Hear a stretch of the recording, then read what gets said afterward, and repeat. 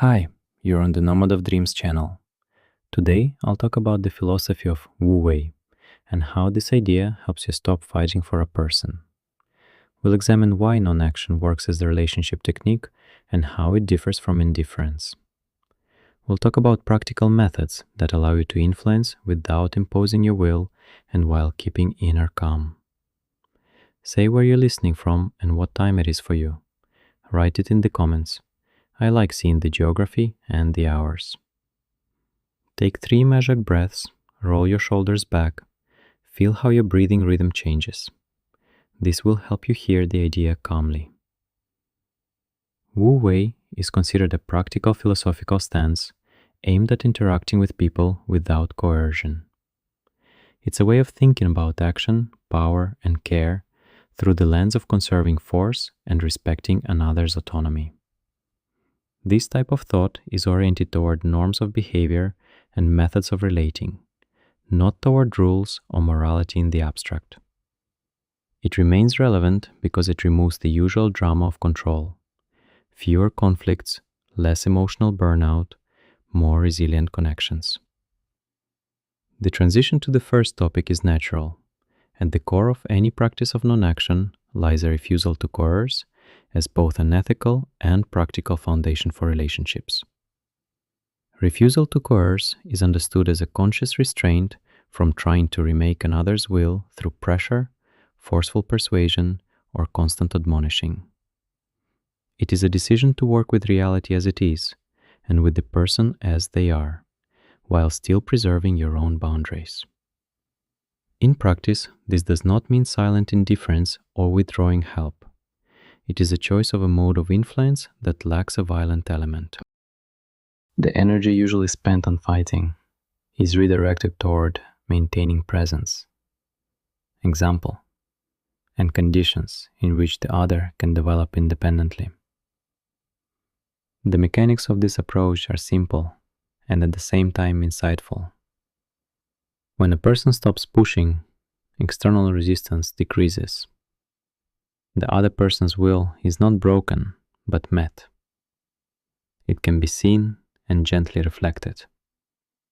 Such reflection does not substitute responsibility, but returns it to where it belongs. In conversations, this shows up as the ability to listen, to hold a pause, and to allow consequences to have their force. In actions, it means help that does not seize the other's initiative and that preserves their right to choose. Ethics here connects with practice, respect for the other's freedom, and careful attention to your own resources. Maintaining boundaries is part of refraining from coercion.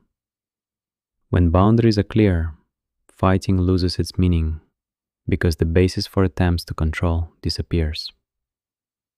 A boundary is not a wall that closes off contact. It is a clear line that protects you from being absorbed by others' tasks and from turning care into control. You can protect your own peace softly and firmly at the same time. Influence by example is another mechanism closely linked to non-action. Change is imitated when it is free. Demonstrating values and the ability to live by your principles creates a magnet that attracts but does not coerce. This kind of influence is more economical in energy and longer lasting in effect. It relies on consistent actions and visible integrity, not on verbal persuasion and instructions. Not being invested in the outcome is an important inner stance. Releasing emotional dependence on the outcome reduces levels of disappointment and resentment that usually become the engines of struggle. This does not mean abandoning concern for consequences. It means learning to accept that the outcome includes another person's will, chance, and circumstances beyond control. The inner calm that comes from this position provides a clearer field for action and reduces the urge to play the rescuer. The measure of intervention helps determine when presence is useful and when it is harmful. Assessment needs simple criteria. Does the intervention strengthen the other's autonomy? Does it create dependency or replace responsibility? Does it support the health of the relationship? Minimal intervention, sufficient to maintain a person's safety and dignity, usually proves more effective than attempts at total control. Accepting another's nature is respect for the fact that everyone has their own motives and limits. Attempts to rework the circuitry of motivation rarely work beyond a minute. Far more sustainable is an influence that takes this nature into account and works with it. Then, help stops being a project of changing personality and becomes justified support for growth that the person chooses themselves. Unobtrusive care appears as a willingness to help, but without the desire to own another's fate. Practically, this is expressed in offers that can be accepted or rejected, in checking the need before acting, and in respecting refusal. Such care strengthens trust because it leaves freedom of choice and removes the pressure of the right path. It's worth saying separately about creating space as a resource. Freedom for growth arises when the external environment is not filled with others' expectations. Space is created by reducing intervention, by respecting the other's rhythms, and by a supportive voice that does not drown out the person's inner striving. As a result, the person finds themselves in the position of an explorer of their own life, not an executor of someone else's scripts. Timing in this approach matters more than force. Waiting for the right moment, patience, and the ability to wait yield more results than coercion here and now. This requires inner endurance and the capacity to tolerate the discomfort of uncertainty. But it is precisely such endurance that often opens the window for real change, because changes that occur on their own last longer. Boundaries without aggression are the ability to defend your limits softly and clearly. You can say no without humiliation and shouting, allowing the other person to remain intact. This frees you from the traps of struggle because it removes the ground for attempts at control. Silence is sometimes stronger than an argument. Ending a dispute at the moment of maximal heat preserves the connection and allows emotions to subside. This is not abandonment of your position, but a way to protect space for subsequent dialogue, when understanding will be possible without pressure. These ideas form a unified relationship technique. They work together. Refusal to coerce combines with presence, with clear boundaries, and with respect for freedom of choice. I will return to these directions and break down concrete techniques and limitations, starting from the ethical basis of refusing to coerce and moving on to practical exercises that help stop fighting for a person. Refusing to coerce is the intention to stop remaking another person for the sake of your own calm and control. It is a choice to act so that the other person's will remains their will, and your care becomes a resource rather than a lever of pressure. The point is not to refuse responsibility and not to hold a rigid distance. The point is to stop wasting energy on constant attempts to change another's motivation and behavior through pressure, manipulation, or continual admonishing. When you adopt this course, relationships cease to be battlefields for conformity to ideas of the right and become zones of exchange where respect for autonomy preserves connection. This clarification touches on internal dynamics. You most often want to intervene because you feel a threat. a threat to well-being, to calm, or to your own values. This reaction includes emotional tension, a desire to fix, and a fear of losing control. Refusing to coerce changes priorities. Attention shifts from the outcome you want to obtain to the quality of presence and to supporting the other's possibilities. Through this shift, internal tension decreases and relationship effectiveness increases because the person themselves makes decisions they are able to sustain. The practice consists of regularly checking your motivation before acting. Out of what need do I want to intervene now? And does the proposed step support the other's autonomy? If the answer indicates protecting your boundaries and the person's dignity, the action is worth taking. If the motive is to fill your own anxiety, it's better to refrain. The boundaries of this stance must be clear. Refusing to coerce does not apply in situations of obvious harm, threat to life, or exploitation of vulnerability. There are cases when immediate intervention is necessary for safety.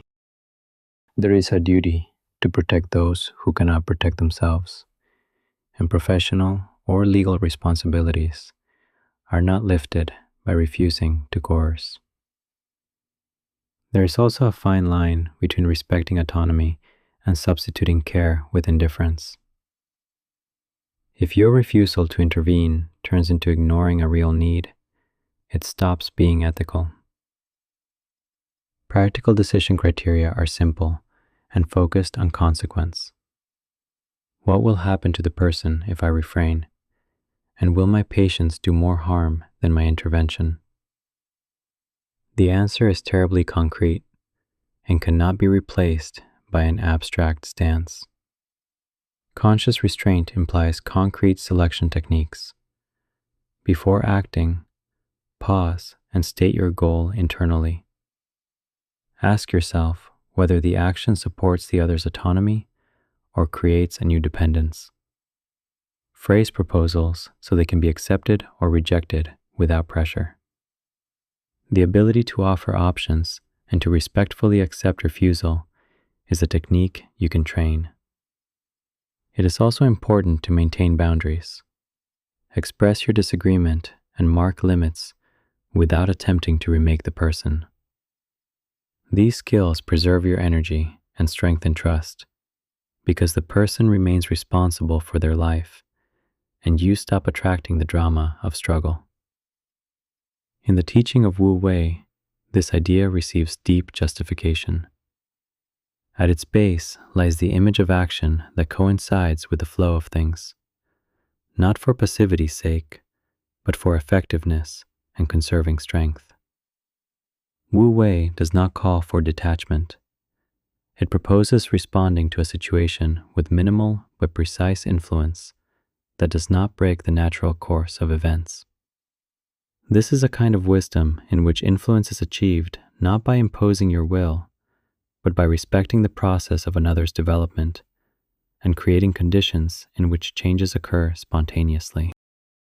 In this sense, refusal to coerce becomes not a refusal to participate, but a choice of a form of participation appropriate to the real nature of relationships. Practical ties to the idea of Wu Wei manifest in simple behavioral exercises. One of the techniques you can adopt looks like this. Before any action, stop, take one breath, state the goal internally, then offer the action as an option, leaving the choice to the interlocutor. Finally, be ready to accept the consequences of that choice and to support the person without replacing their initiative.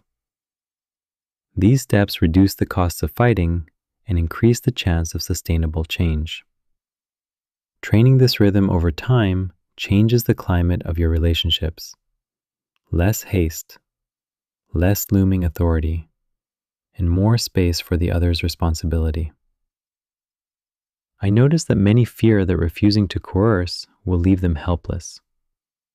The fear is understandable, It is based on experiences when control seemed the only way to maintain order.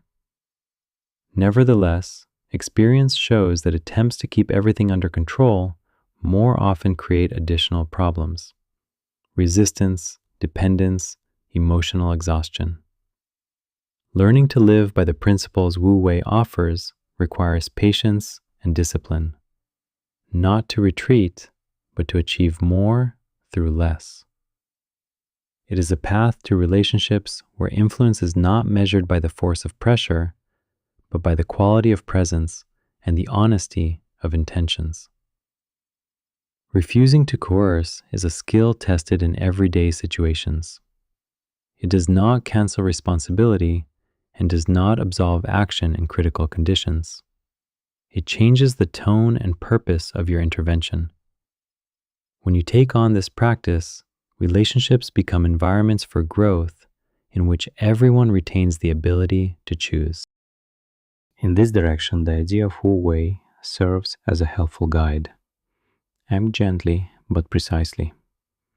Conserve strength, but do not avoid participation. Respect the flow of life, and it will respond. The problem is that most interventions happen in a state of tension. You see someone else's mistake or risk, anxiety flares up inside, and you want to fix it immediately. In that state, actions load the relationship with heavy energy. Advice turns into instruction, help into control, care into constant checking. The usual result is the opposite of what was expected. The person loses initiative. Hidden resistance appears between you, and you are left with a feeling of helplessness and fatigue. The body remembers this tension and begins to react before thought, so intervention becomes an automatic reflex rather than a conscious choice. You can see this problem in a simple everyday scene when you intervene in an adult colleague's or friend's work decision and start prompting step by step. Even if the advice is correct, the tone of constant control makes it hard to absorb, and over time, the person stops asking for your opinion to avoid another lesson. The criterion of appropriate behavior in such situations is formed from several signs. First, motive. Before acting, ask yourself why you're intervening and whose need is primary. Second, minimality of impact. The action should be such that it changes the situation as precisely as possible with the least burden on the other's autonomy. Third, reversibility. Influence should be easily rolled back if it proves unnecessary. Fourth, transparency. The proposal should be accepted freely and cease to play the role of a demand. Fifth, preservation of dignity. The method of helping should not turn the person into an object to be fixed. These criteria rely on the idea that effectiveness is not linked to the force of pressure, but to precision and respect for the process. The mechanism of this practice can be described briefly. Tension causes controlling behavior. Controlling behavior generates resistance. Resistance reduces learning and responsibility. If you interrupt this cycle with minimal intervention, the situation stops escalating and begins to change spontaneously. Wu Wei suggests seeing action as a refined impulse that coincides with the flow of things and reduces opposing tension. When you act calmly and precisely, counter-reaction decreases, and the person is more inclined to accept and sustain changes themselves. The consequences of applying this approach are visible on several levels. For the person offered help, the sense of their own competence and responsibility increases. They learn to decide and not shift decisions to others, because space for mistakes is preserved and not punished by intrusive control. For you, emotional load and energy expenditure decrease. You gain the ability to influence longer and more deeply, because relationships aren't destroyed by constant struggle. For relationships overall, a stable basis of trust emerges. Consent to intervention is perceived as an act of support, not as an attempt to remodel.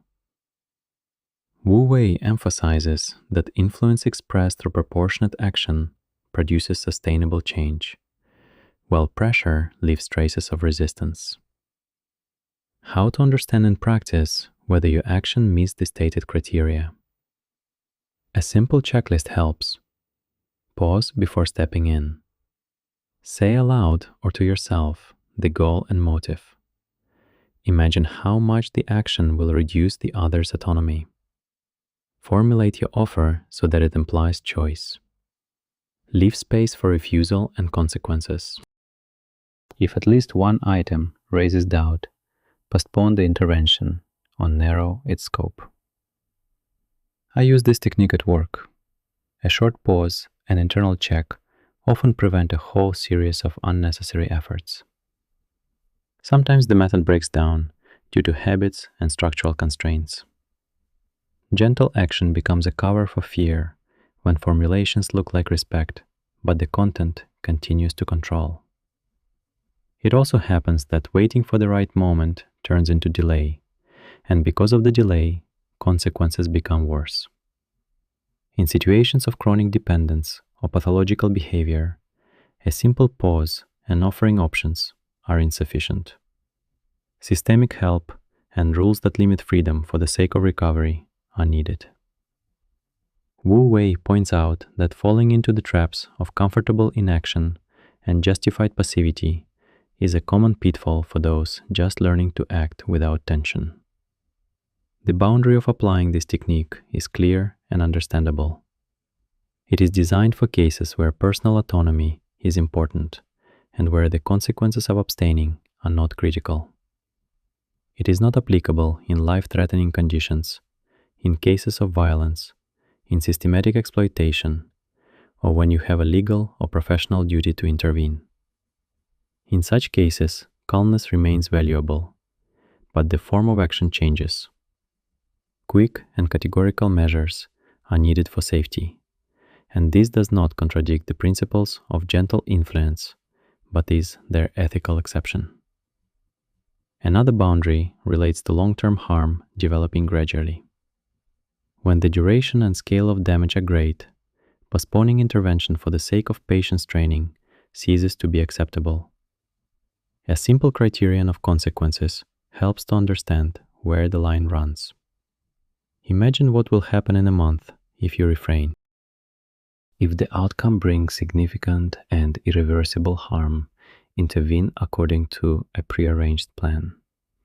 If there can be an educational effect and the risk is reversible, choose a minimal form of participation. This practical rule helps maintain the balance between respect for freedom and the duty to protect. Introduce the skill gradually. Choose small cases to train on. A conversation about a minor mistake at work, offering help with a household plan, a piece of advice that's easy to decline. Notice what changes inside you and how the person reacts. Wu Wei serves as a guide on how to observe the flow of events and act in time with it, not against it.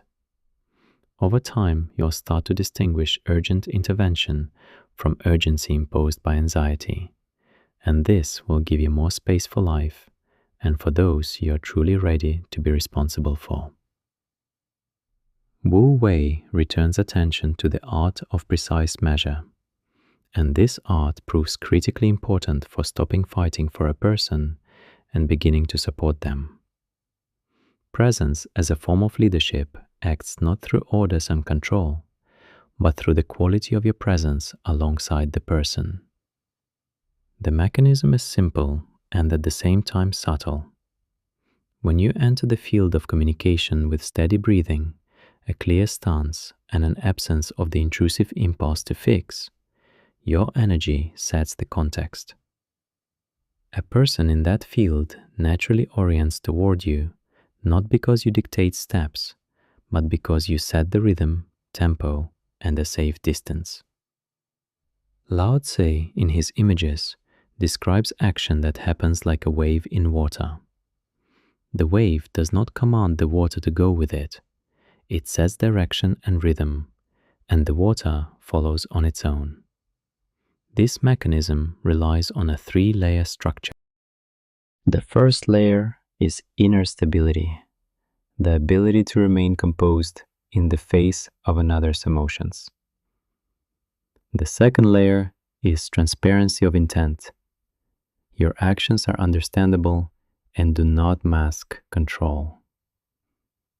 The third layer is invariance of behavior.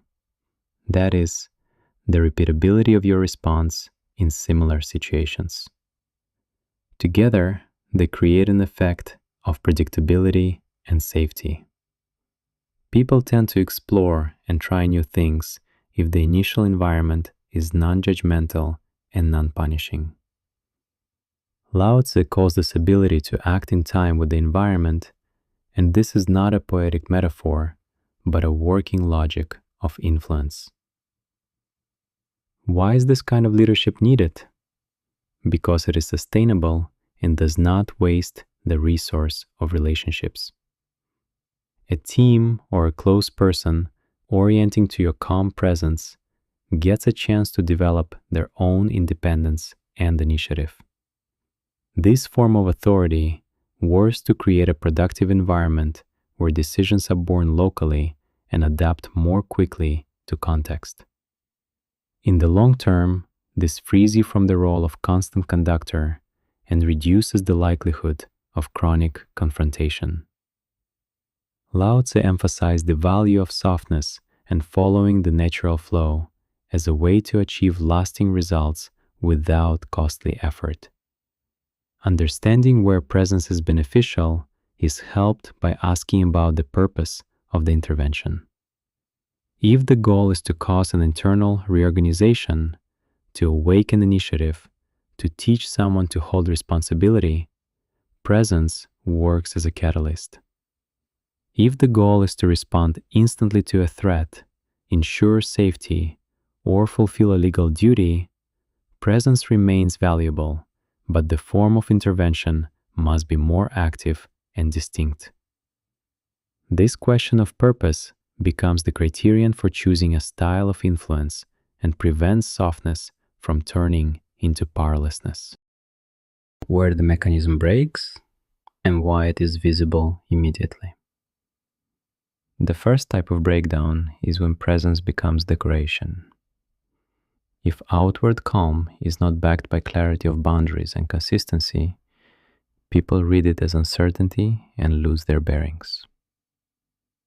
The second type is emotional burnout of the leader. When steadiness is bought by constant suppression of anxiety, behavior becomes a strained mask, and through it, irritation, demandingness, or distancing breaks through. The third type is situational inappropriateness. In an emergency, waiting for spontaneous consent can cost safety. Lao Tzu points to the wisdom of distinguishing times and tempos, the ability to be flexible and at the same time firm where necessary. Another common mistake is confusing influence by example with indifference to outcomes. Presence does not absolve responsibility for consequences, and if feedback is not arranged, people can mistakenly interpret your calm as agreement with a harmful choice. Systems that expect immediate decisions and clear regulations require a combination of presence and structured initiative. In such systems, influence by example must be integrated into rules and procedures so as not to leave room for abuse. The practical conclusion is built into specific skills that can be trained. The first skill is managing your own state. A few deep breaths, a short pause before answering, checking your motives. The second skill is formulating an intention so that it leaves the choice to the other. A clear proposal that can be accepted or declined. The third skill is consistency in reactions. If boundaries fail once, restore them immediately and calmly. The fourth skill is a method for creating space for the other's action. Initiatives are accompanied by questions that help the person formulate the steps themselves. The fifth skill is the ability to withdraw from a situation if intervention turns into a struggle. Withdrawal not as capitulation, but as part of a strategy to conserve resources. Practice includes simple daily exercises. Do short broadcasts of calm. Enter a conversation with the intention to understand, not to fix. Note your reactions to others' mistakes and train the pause before giving advice. Discuss with the team the format of feedback so that your model of presence is supported collectively. In personal relationships, develop rituals that provide predictability. Ways to ask, ways to respond, ways to offer help that allow refusal. These elements make presence reliable so it is not seen as a whim or an evasion of responsibility. A practical caveat on ethics. Leadership through presence requires honesty with yourself. There are situations where you must act quickly and decisively, and this action can be carried out in the spirit of Lao Tzu, through clarity and appropriate force. There are also situations where prolonged presence turns a conflict into a space for growth.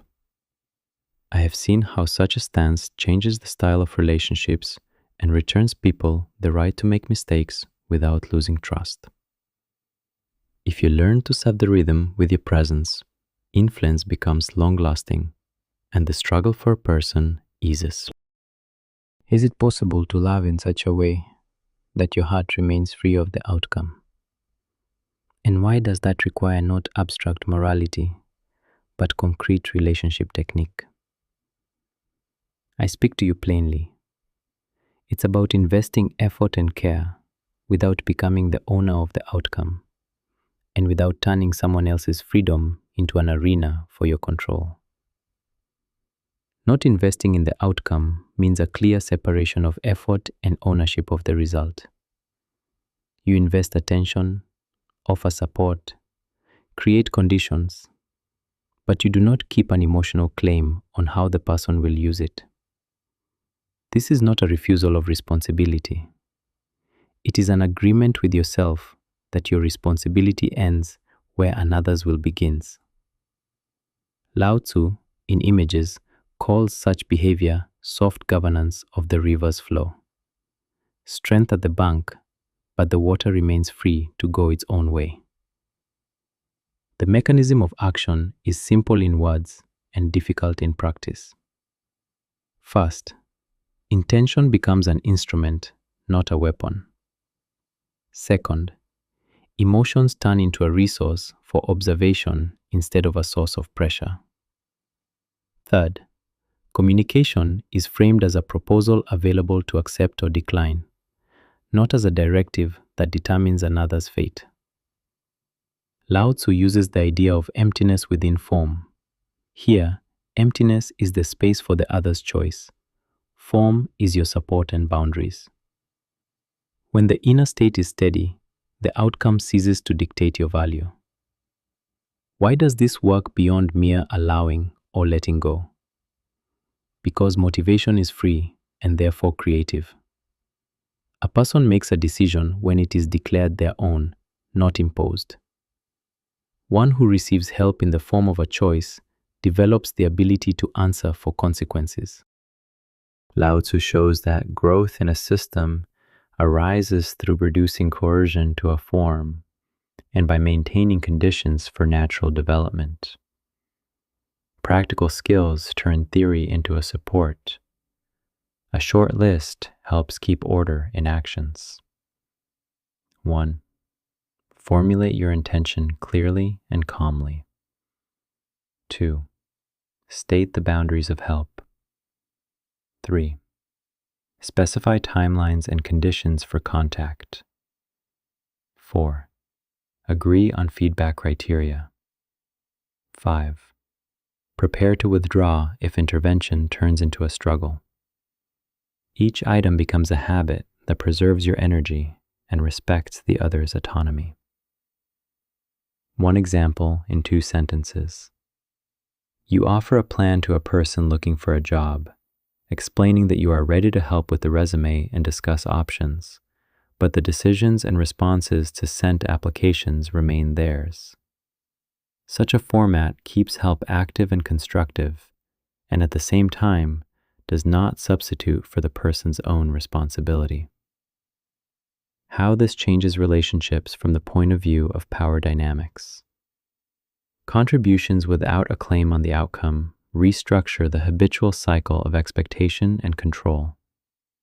Control creates dependence and protest at the same time. Contribution without demand creates a field for initiative. You gain the power of patient presence. Those around you get the opportunity to test their own decisions and learn from the consequences. This is a constructive formula that Lao Tzu illustrates as harmony between movement and rest. Psychologically, holding non-investment is difficult because of old patterns. Fear of loss, desire for approval, identification with the rescuer role. It helps here to look at cause, structure, and consequences. Cause. Fear rooted in the need to control the result for safety or praise. Structure, an automatic chain. Anxiety produces intervention. Intervention increases dependence. Dependence feeds anxiety. Consequences. Loss of the other's autonomy and your exhaustion. Awareness of this cycle gives a map for interrupting the habit. Techniques to break the chain look like low-stakes exercises. Analyzing motives before acting helps understand whom the impulse to help serves. A simple timer fixation. Give help for a set period, then stop and see what happened. Using a question instead of advice turns intervention into an invitation to autonomy. Words ease the process. State your boundaries and expectations plainly, so help is not masked as a demand. Integrating this practice into work and close relationships requires clear rituals. Agreements on interaction formats act as external support for an internal stance. In a team, this looks like rules that fix who is responsible for what and how support is given. In a family, it can be a rule about one specific way to ask for help and a specific way to give it, with an agreed right to say, "I'm taking a pause." Such agreements make everyday implementation of not investing in the outcome easier. The boundary of applying this strategy is important and concrete. There are situations where investing in the outcome is an obligation, and refusing to do so would be harmful. Emergency threats to health, cases where there is a threat to the safety of children or other vulnerable people, legal obligations and cases of systematic violence require active intervention and control of the outcome. In such conditions, responsibility implies investing effort until the necessary result is achieved or ensured. The ethics of the practice means keeping the balance between respecting freedom and the duty to protect. Lao Tzu reminds us of the wisdom of distinguishing times for action and times for patience. You learn to look clearly, where you can give space, where you must intervene and secure the outcome. This mastery removes the eternal struggle for a person, because struggle most often arises from fear and illusion of control, not from real care. If you train systematically, live with clear intentions and boundaries, your energy returns for the cases where a result is truly needed. By investing in this way, you preserve the other's dignity and your ability to be present without destruction. This is practical freedom, influence without owning the outcome, and care that respects another's choice. The consequences of precise measures of intervention are visible quickly and deeply. When you keep the degree of involvement at the border of sufficiency, relationships stop turning into a field of struggle for control. People around begin to answer for their own steps because they retain the space to make decisions and face their fruits.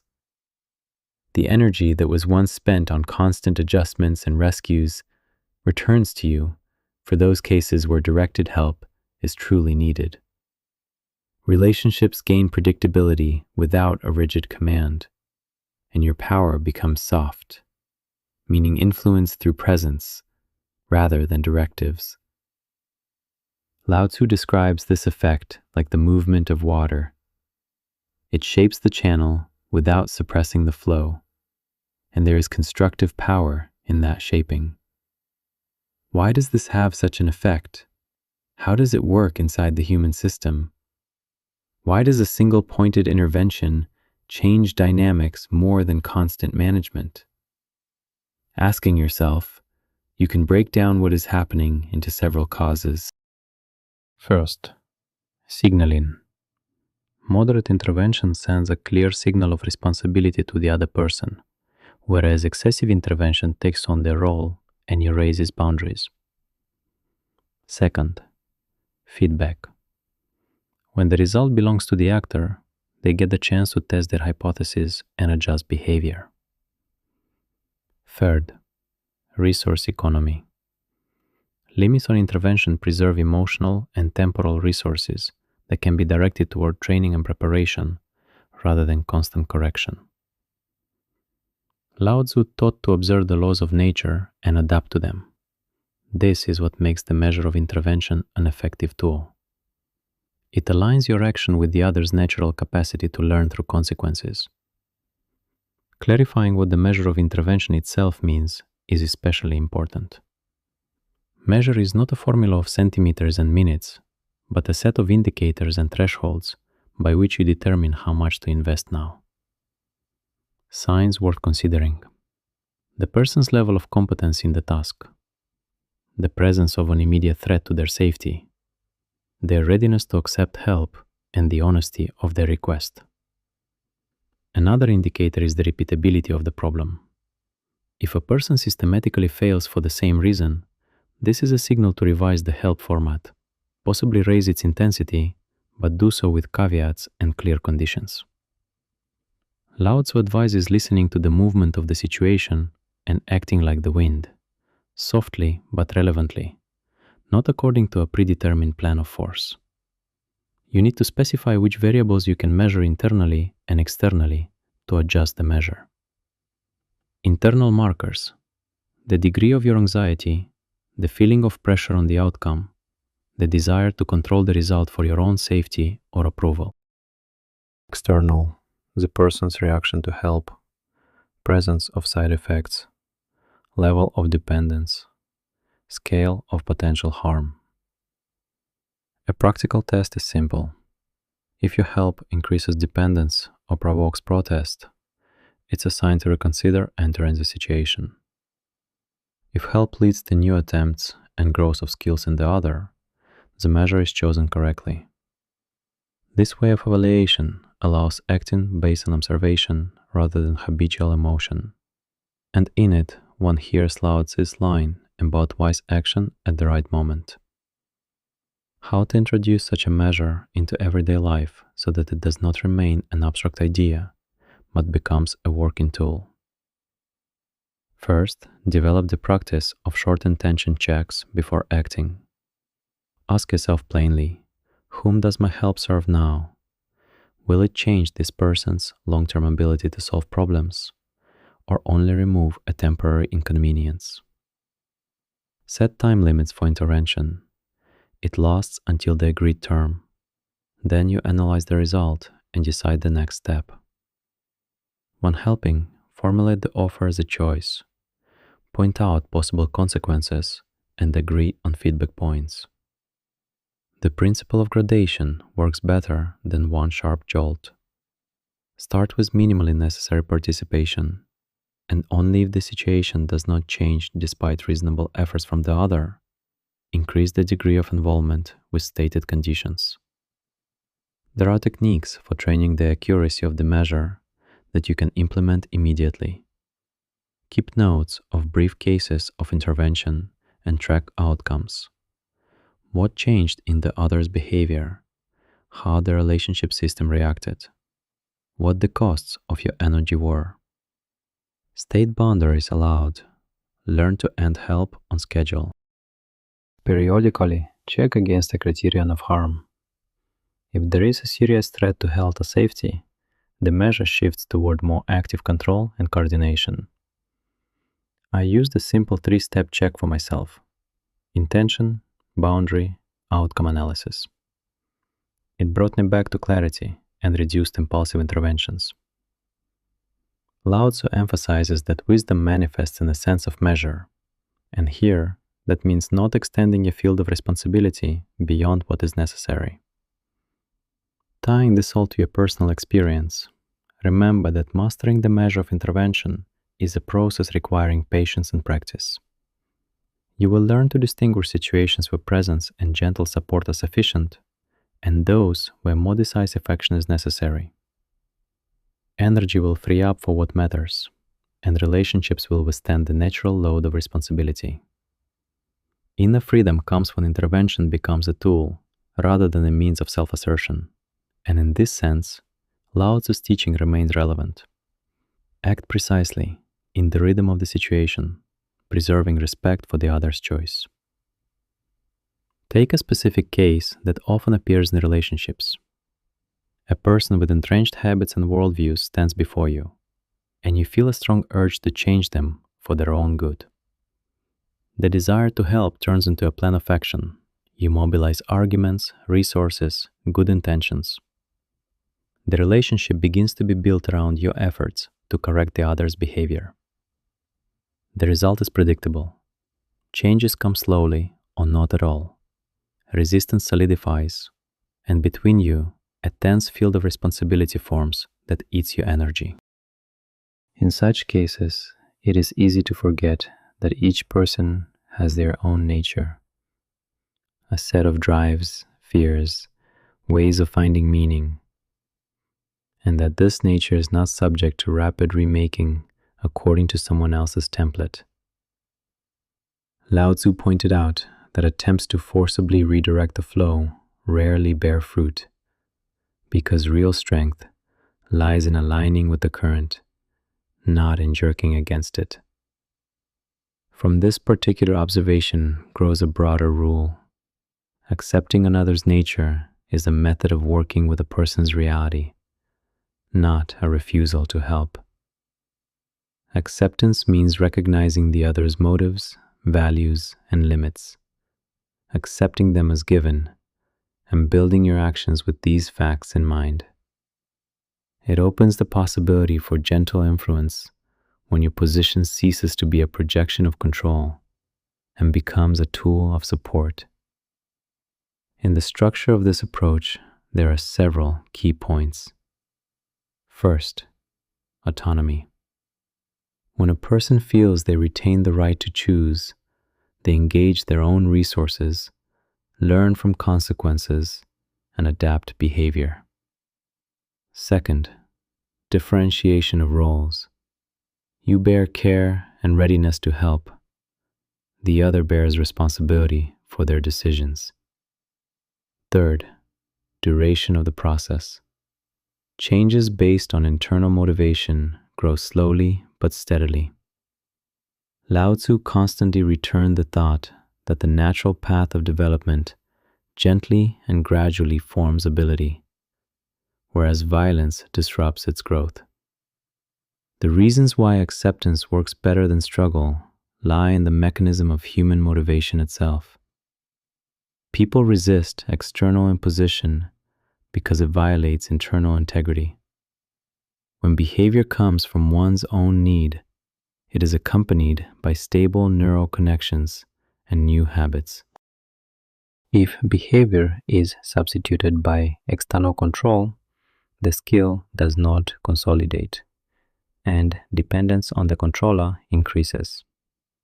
This explains why long-term results more often occur where there is respect for the person and their choice. In Lao Tzu's writings, the idea repeats that true transformation comes from within, and your role is to create conditions in which the internal process can unfold. At the same time, the boundaries of applying acceptance must be clarified because the method has contextual limits. Acceptance works when we are dealing with an adult who has basic capacities for autonomous choice and understanding consequences. When there is a real threat to health, safety, or livelihood, the level of intervention changes. When another's dependence leads to systematic harm to you or others, simple acceptance turns into complicity in destruction. In addition, cultural and family frameworks matter. Where communal expectations imply shared responsibility, the individual principle of acceptance needs adaptation. Lao Tzu noted that wisdom shows itself not in blind rule following, but in sensitive proportioning of action to the situation. The practical boundary is clear.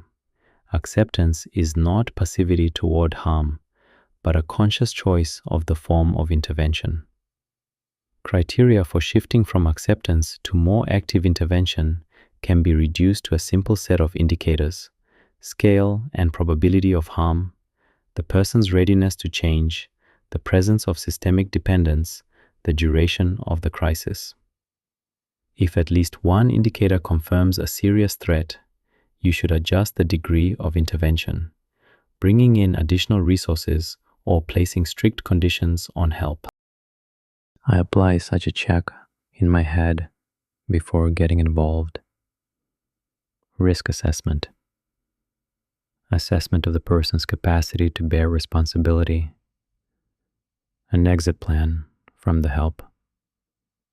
This tool helps not to turn acceptance into an excuse for inaction. The subtle side of acceptance is the ability to separate empathy from enmeshment. You can deeply understand another's motives and at the same time keep your own line of life. Acceptance allows you to speak honestly about your boundaries and expectations while preserving respect for the other's choice. In this sense, acceptance becomes a platform for unobtrusive care. You offer help, but do not take on its long-term fulfillment. You create conditions for experience, but do not replace its consequences. In Lao Tzu's words, one reads the thought that support framed as space for another's growth has more power than any pressure. It is important to watch your own motivation. If help serves as an attempt at self-admiration or as a way to soothe your own anxiety, then acceptance turns into a mask for control. Conscious practice of acceptance requires honesty with yourself and discipline in enforcing boundaries. Periodic reviews of the relationship are a simple method. Note where your help increases the other's autonomy and where it feeds their dependence. I do this through short notes and conversations about the results, and it helps to see where the principle of acceptance is justified and where you need to change your mode of action. Accepting another's nature is not a universal permission for everything to remain as it is. It is a stance that respects the other's choice and puts long-term growth first. It requires patience, observation, and a readiness to intervene when real danger or chronic harm becomes apparent. Lao Tzu offers the example of moving water.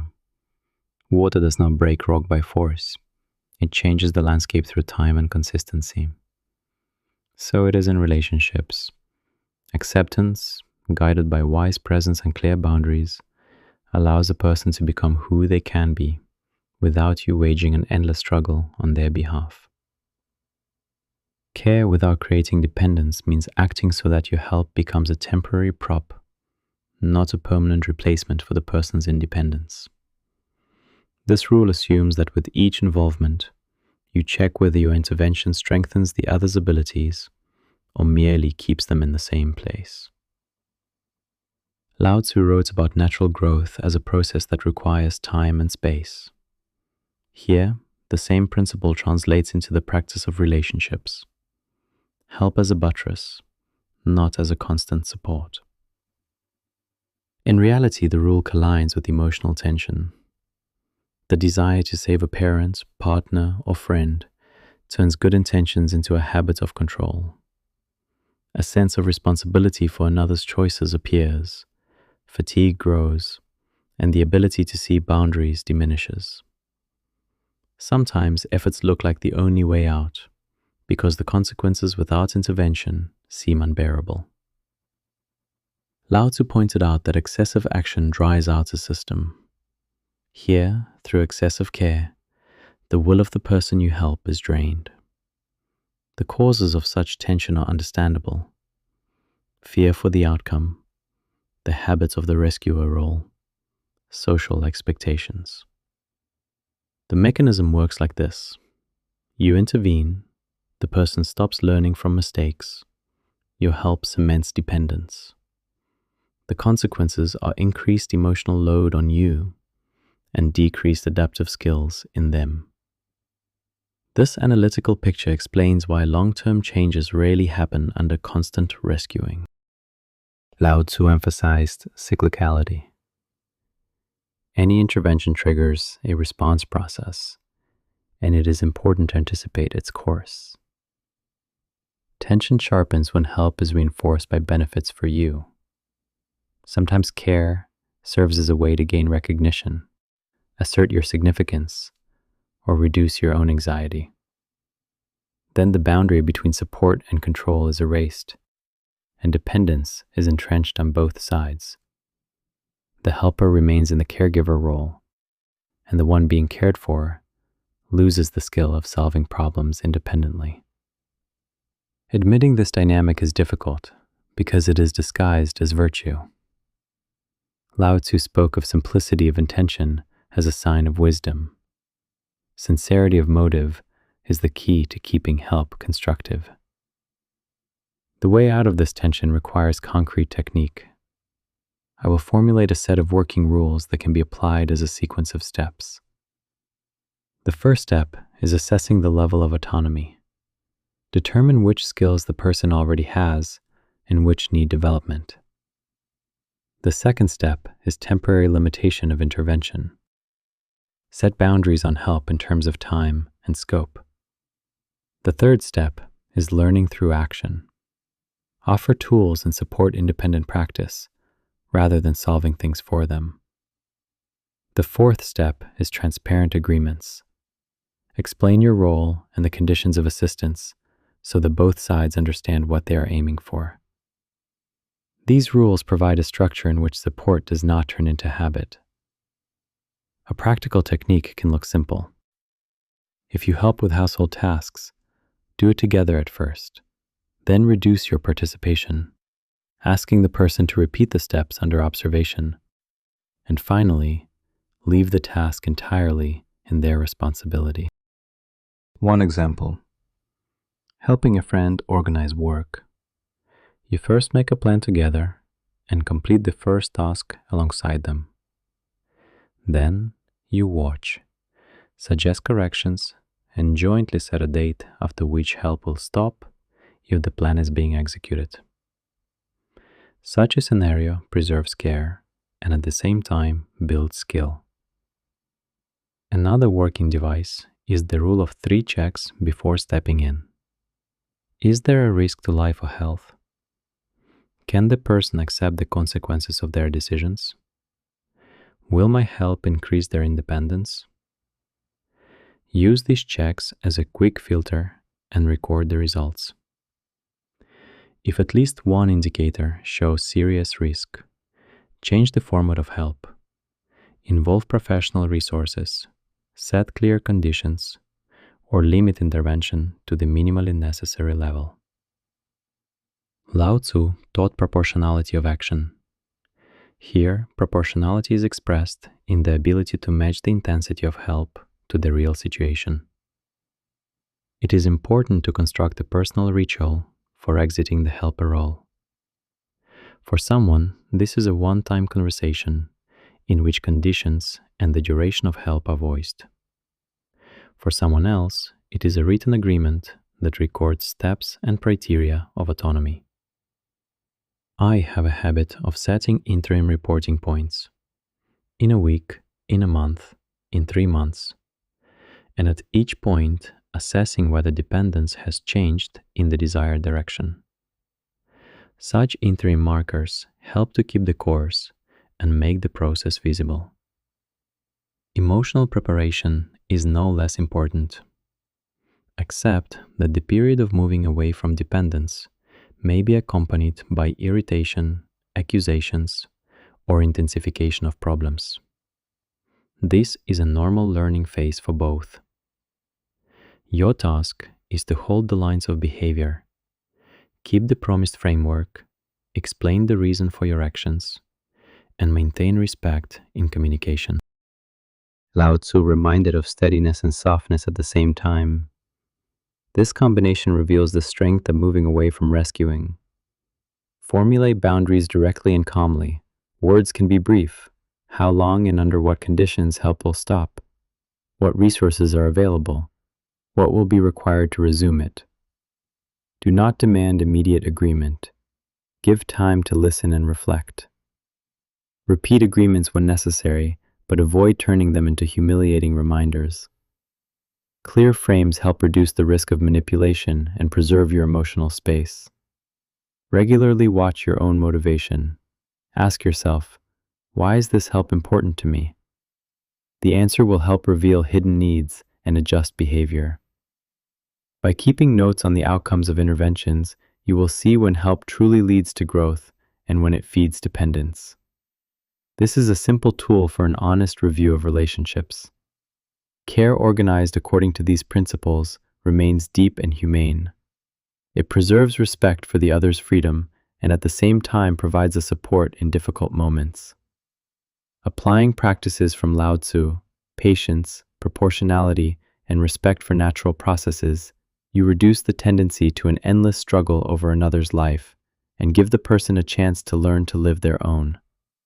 One path looks like this: filling the space with care so that anxiety quiets right now, leaving the person little chance to search on their own. The other path is consciously creating freedom around them, a space in which they can find their answers and overturn old habits. This contrast is not wordplay, it is a choice of relational strategy, constant propping up or spatial support that allows growth to happen on its own. What it means to create space in a relationship. It is not simply physical distance or absence of action. It is an architecture of possibilities around the person. Space includes boundaries, clarity of expectations, rituals of return, and the emotional resilience of the one who offers this freedom. Lao Tzu paid attention to the natural course of things, and creating space is a way to respect that course, not interfering in the development process where intervention breaks the form. Why space works. When freedom is present nearby, mechanisms of internal motivation are activated. The person is forced to test their decisions, face consequences, and thus accumulate experience. If decisions are constantly made for them, motivation atrophies, and decisions become repetitions of an old pattern. Lao Tzu described softness that overcomes hardness. Space behaves like that softness. It gives shape without breaking the personality's structure. How space is formed in practice. First, determine the boundary of responsibility.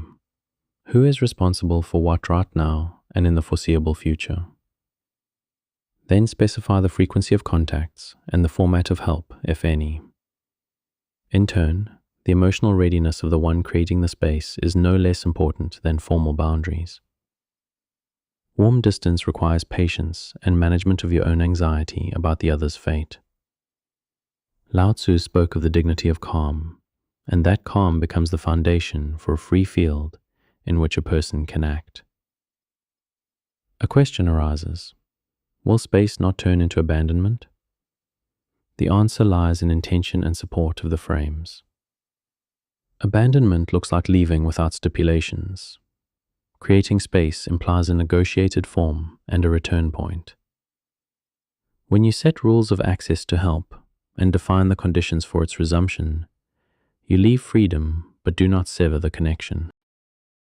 It is precisely such support that preserves responsibility and at the same time gives space for growth. The mechanisms you use are simple and verifiable. Regular reporting points help control the process without intervening in every action. I prefer short, pre-agreed meetings to discuss results and correct the course. This reduces the impulsive desire to solve the problem immediately and turns help into a development tool. In Lao Tzu's writings, there is the idea of cyclical actions, and these reporting points reflect it. Periodicity instead of constant control. Emotions often push to fill the void. Fear, pity, the habit of being needed, all of them act like a magnet, drawing intervention. It is useful to have a procedure for working with your own reactions.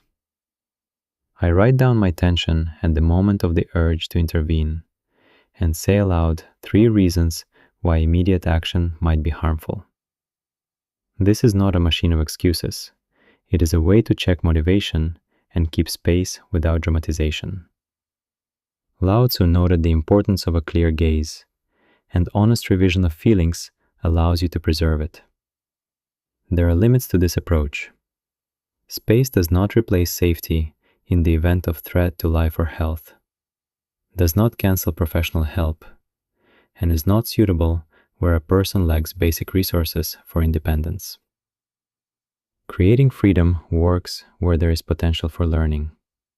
Where there is none, space must be combined with organization of protection and connection to competent resources.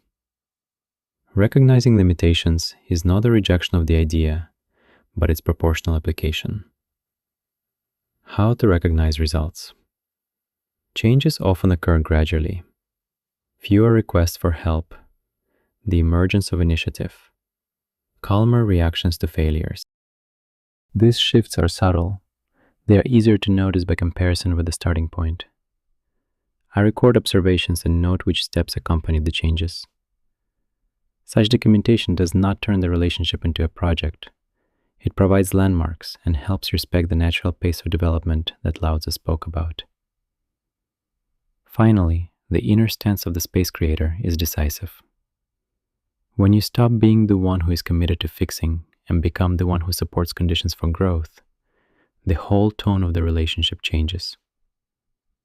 In this state, you will have enough strength to withstand protests, accept regressions, and rejoice in steps forward without trying to speed the process. It is an art of combining softness and principledness. And Lao Tzu in his images reminds us that strength is often hidden in the weak, and action in the absence of violence. The concluding point is this: creating space is an active, disciplined practice that builds freedom for the person's good and preserves your calm at the same time.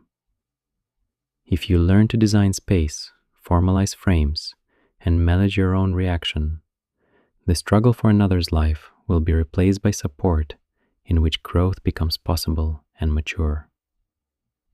Lao Tzu left the idea of the natural course of things, and respect for that course proves to be the most reliable way not only to help another, but also not to lose yourself. Timing and waiting are an active technique of influence in relationships, a way to stop fighting for a person and give growth its own power. This is not a postponement of responsibility. It is choosing the moment as a tool of change. The moment in which you decide to act or refrain can itself change the result more than any immediate intervention. The explanation is simple and at the same time subtle. When you refrain until the right moment, you allow the other person's internal processes to form and reveal themselves. Waiting includes attentive observation, reading signals, patience, and the ability to hold your own anxiety. In such waiting, The energy that is usually directed at control transforms into presence, into the possibility of responding at the right hour. It is like interrupting the habitual pattern of timely rescue and replacing it with a strategy of endurance, in which external support becomes synchronous with the person's internal readiness. A short summary.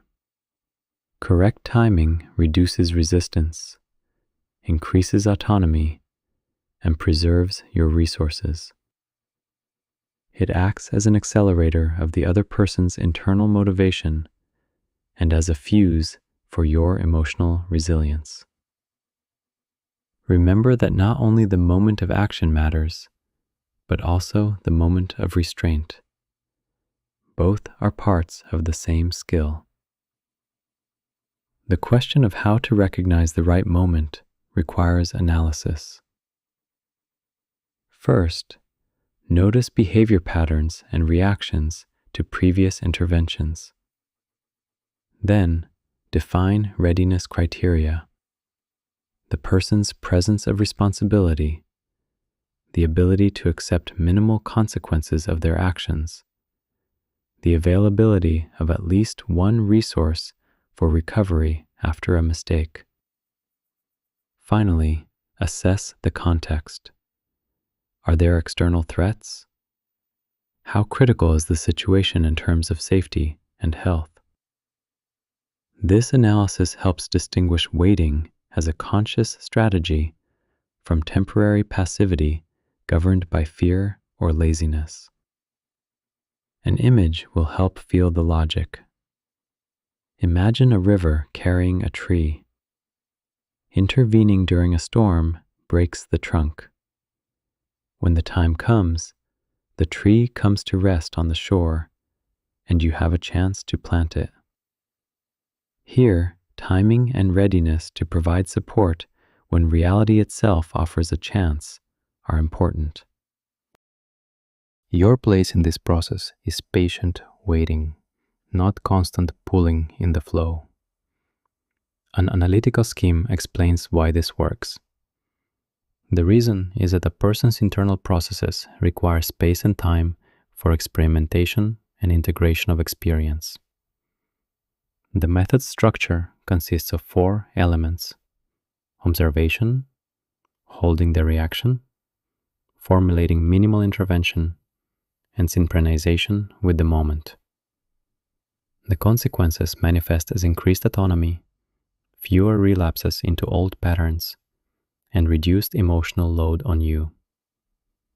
It is important to recognize that the scheme breaks down under distorted observation, premature conclusions, or attempts to hold a pause out of fear of conflict. Practical steps look like this. Note your impulse to intervene and pause for 5 breaths. Write down 3 signs that indicate the other's readiness for change. Set time limits after which you allow action if there is no progress. Agree on signals for access to support so that restraint does not turn into silent abandonment. Work with your own expectations so they do not become a checklist of demanded outcomes. These techniques make waiting a manageable technique rather than aimless patience. The limits of the method are clear and important. Timing is not a tool when there is an immediate threat to life or health, when the person lacks basic conditions for autonomous choice, in the presence of serious cognitive impairments, or in addictions that require professional intervention. Waiting does not absolve organizing protection when needed. The method also loses sense where a person systematically uses firm restraint as a pretext for manipulation. In these situations, the waiting tactic must be combined with clear boundaries and professional support. Developing the skill requires work with your own emotions and irrational expectations. Breathing practice and a short pause between impulse and action help break reflexes.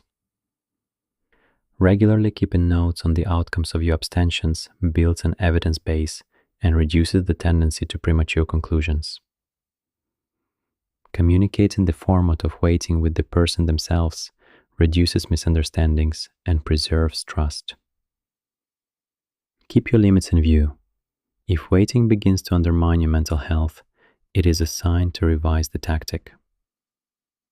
The connection with Lao Tzu's teaching is clear and deep. Lao Tzu emphasizes the natural rhythm of things and the importance of timely action. His ideas of non-action and softness are directly related to the ability to wait without pressure. Lao Tzu describes situations where a timely step yields a result by itself, without force and coercion. When you wait, you practice the very wisdom he depicted with the image of water, soft, yet able to bypass obstacles by time and patience. A final thought about the link between practice and personality. Timing requires self-discipline and honesty with yourself. The ability to forego the desire to intervene immediately is a sign of maturity and respect for another's ability to learn from experience. Lao Tzu reminds that strength often looks like the refusal of strength. If you learn to see and wait for the falling of the moment, the struggle for a person will give way to a presence that truly helps. Fighting for a person grows out of an honest desire to help, but it becomes an effort that suppresses the other's will and exhausts you. When you take on the rescuer role, boundaries blur, expectations accumulate, and patience fades. The result is often constant attempts to control choices, correct behavior, and shield from consequences. This leads to loss of respect in the relationship, growth of dependence, and the impossibility of genuine change. The person begins to act for your approval rather than their internal motivation. I have seen this many times. Sincere care turns into a series of deadlines and rules, and in such a field, neither you nor they find peace. How to measure that a boundary is set non-violently, not as an act of power or exclusion? What signs show that your line of behavior corresponds to the philosophy of non-action and respect for the other's autonomy? Ask yourself simple questions. Does dialogue continue after you have marked the limit? Is support still available without conditions? Can you predict the consequences you are ready to accept? Does past punishment affect the person's ability to learn? These criteria show how much your boundary serves freedom rather than control. If you are guided by these signs, the consequences are noticeable and stable. The person gets space to experience the consequences of their decisions and discover their own resources. You do not lose emotional resilience and can remain nearby without needing to manage every step. Relationships become clearer, demands are replaced by agreements, and help becomes a negotiated support. Honesty appears in expressions of support, and both sides experience less hidden resentment and alienation. Energy stops being spent on struggle and is used for real, measurable things: recovery, learning, and the rebuilding of trust. This tactic also changes your internal orientations. Boundaries become a way to show care through refusal to coerce. You learn to observe without immediate reactivity, to listen without the desire to fill the pause with your instructions.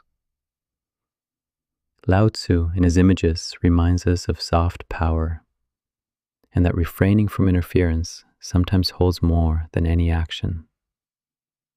When you accept this, relationships are less strained, and a person's capacity for self-adjustment increases. There is also the downside to applying such boundaries. A line set incorrectly can be perceived as coldness or refusal. It can intensify the feeling of loneliness and lead to alienation.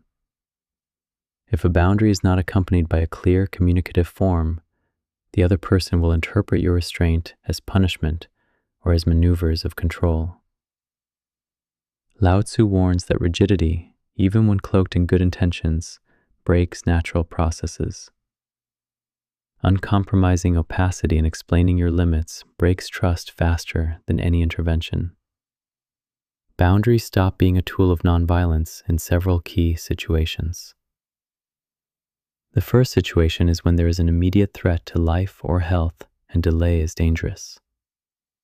Here, actions must be quick and directed at safety, not at waiting for experience. The second situation is serious impairments of cognitive function or acute addictions that require professional intervention, where a boundary in the form of refusal of responsibility will leave a person without help. The third situation is persistent manipulation, where your tolerance is used again and again for the personal gain of the person you are helping. In such circumstances, a boundary must be combined with protection and possibly external resources.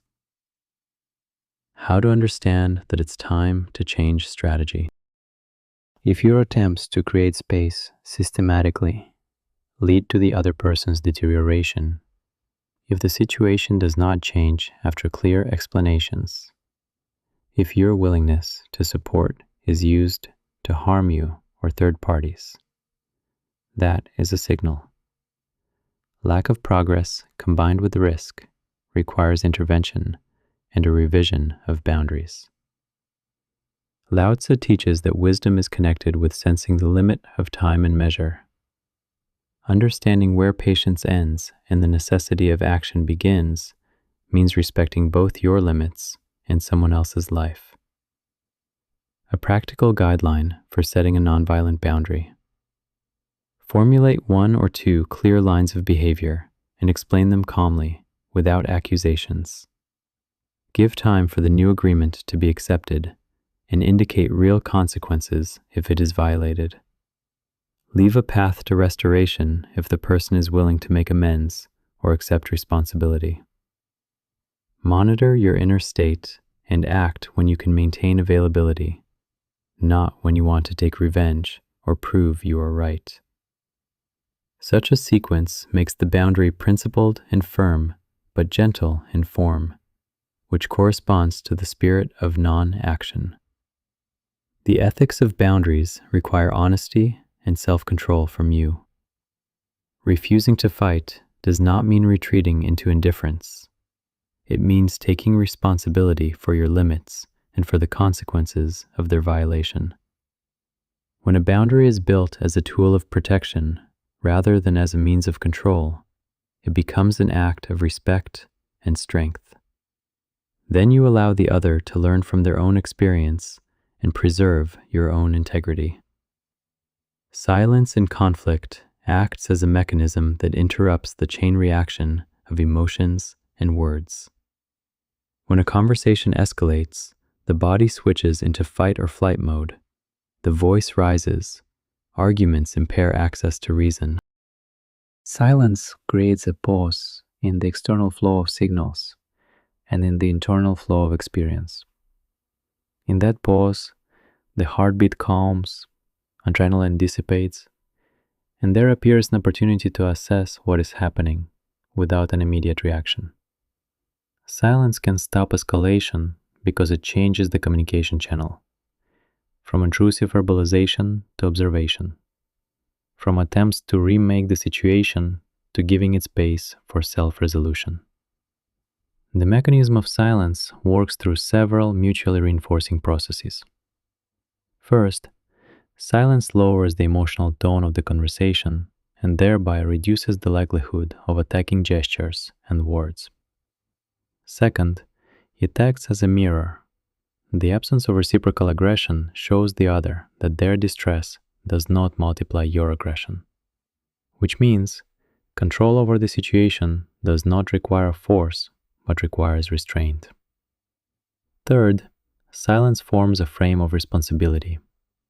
When you stop filling every pause with advice or criticism, the person has to hear their own arguments and experience the consequences of their words. Lao Tzu, in his images, often points to the power of silence as a way of cleansing space and returning events to a natural trajectory. For me, this is not about abandoning care, but about creating a condition in which change can arise from within. Why silence is needed specifically in relationships with those you're inclined to fight for. Fighting comes from the desire to make things better through control. Silence gives a chance to see that improvement sometimes comes not through instant correction, but through the person's own experience of the lesson. It preserves your psychic energy and at the same time gives the interlocutor a chance to face the consequences of their actions without your interference. When you are silent, you keep your face and inner steadiness, and the other gains space for sober reflection.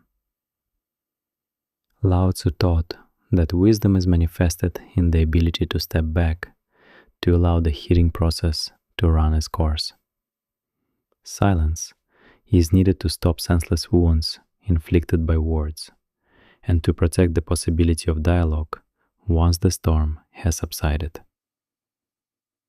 Where this mechanism breaks down and why silence is sometimes harmful. Silence turns into a weapon if it is used for punishment or as a form of manipulation.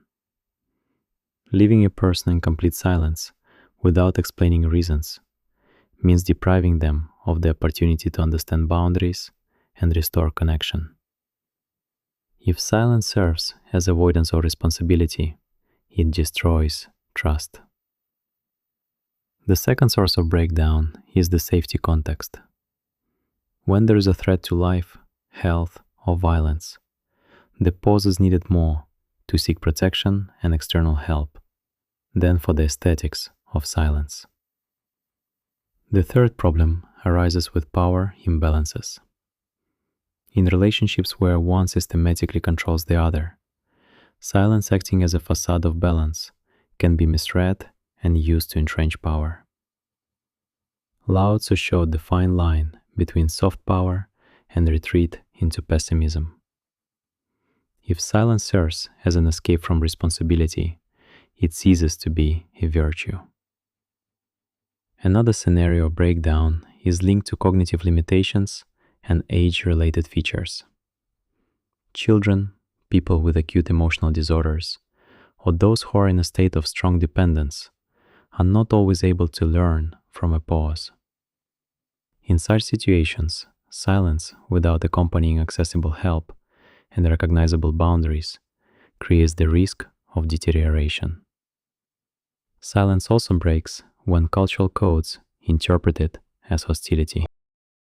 In some cultures, a silent response is understood as a refusal and as if erases a person from communication. Taking context into account means anticipating these traps and choosing silence consciously, not by inertia. A practical conclusion on how to use silence so that it remains an instrument of respect and influence. First, check your intention. Silence should serve to preserve space and reflection, not to demonstrate superiority or punishment. Second, set timeframes for the pause if appropriate. Say briefly that you need a break and when you will return to the conversation. This prevents the feeling of being abandoned and reduces the likelihood of misinterpretation. Third, combine silence with presence. Your posture, breathing, and open hands can convey care without words. Fourth, use internal techniques. Count breaths. Name the emotion mentally. Repeat to yourself the phrase, "I will wait." This will hold you back from impulsive interference. A short example. When an argument with a loved one heated up to shouting, I said that I needed to be silent for 10 minutes, sat opposite, and watched my breathing. Over those minutes, the tone eased, and the conversation continued with less sharpness. That pause was not an escape. It became a restart of the dialogue. Further rules. Do not leave silence endless. Return and start by acknowledging your state and taking responsibility for the part that was yours. Assess the degree of danger and intervene if the situation goes beyond personal capacity. Do not use silence as a refuge from discussing needs and agreements. Lao Tzu reminds us of the balance between doing and non-doing. Silence is a tool in the hands of a conscious person, not an automatic response. Monitor the effect. If silence systematically pushes people away, change tactics by supplementing the pause with clear words about boundaries and support. Keep flexibility, check your motives, and use silence as a way to restore the human breath to dialogue, not as a way to shirk responsibility. Why there is a constant urge to give advice and fix people like broken things, and how to stop doing that so relationships are not destroyed and so the other person preserves responsibility. Fixing through advice is a habit of quickly closing the unfinished aspects of another's life with your own certainty. The desire to help turns into a series of instructions, an attempt to reformat the other person's behavior and thinking according to the model of your own security. Such interventions seem well-meaning. You think that without your guidance, the person will be worse off. Often behind this is the fear of losing control or the fear of seeing a loved one make a mistake. Lao Tzu, in his metaphors, warns against the fixing form to the flowing nature of things. The lesson is that the external design of a solution rarely matches the inner work that is needed. Why this strategy undermines autonomy? The reason is the emotional payoff of help. The mechanism is replacement of experience, and the consequence is loss of the skill to learn from one's mistakes. You feel relief when you give a recipe, and that reinforces repetition. The other person loses the chance to go through their own trials and feel consequences. Systematic backup becomes a barrier to developing problem-solving skills. Lao Tzu's texts describe this as an attempt to direct the river's course, rather than learning to live with its turns. This is not an abstract metaphor. It is a practical dynamic that forms dependence and erodes trust. How advice works inside relationships on closer inspection. Advice often shifts the focus to the advisor. The one who gives advice receives confirmation of their competence and moral superiority. The one who receives the advice loses the opportunity to explore their own limits and desires. The mirror between people begins to reflect the advisor rather than the inner world of the addressee. Lao Tzu repeatedly returns to the idea that a person's presence should be like a shadow that does not impede growth, but supports it gently and inconspicuously. What to do instead of hasty fixing? Start by asking for consent and permission. Ask whether the person wants advice, and if so, clarify the format of help. When there is a request, step back and offer not a solution, but several possible paths, emphasizing responsibility for the choice. Often, it is enough to show a map of options and name the risks without taking the judge's position. Use reflective techniques. Return what was said to the interlocutor as a brief paraphrase. Help them hear themselves. This approach preserves autonomy and makes the result the fruit of their effort, not your directive. How to cultivate restraint from fixing. Control of motivation is effective through a short pause before giving advice. A delay of 3 breaths gives the opportunity to distinguish true need for help from the desire to feel needed. Remember one phrase and use it as a filter. First listen, then offer. Sometimes it is appropriate to suggest a format of joint exploration, where you become an accompanier rather than a repair master. Lao Tzu emphasizes the art of non-action as an active state of attention, where intervention is rare and precise. When and how advice nevertheless brings benefit. Advice is justified when there is an explicit request, when there is a demand for specific tools, and when you have real competencies necessary in the situation. It is effective to give information with a clear delineation of responsibility and indicating that this is a suggestion, not an order to be followed. In dangerous situations or when health is threatened, intervention in the form of clear instructions is necessary and ethical. Lao Tzu notes that care requires differentiation of situations, and wisdom manifests in the ability to distinguish the moment for support from the moment for leadership. Where the boundaries of refusing to fix lie. Refusal to constantly correct does not mean complete withdrawal from the situation and leaving a person to their fate.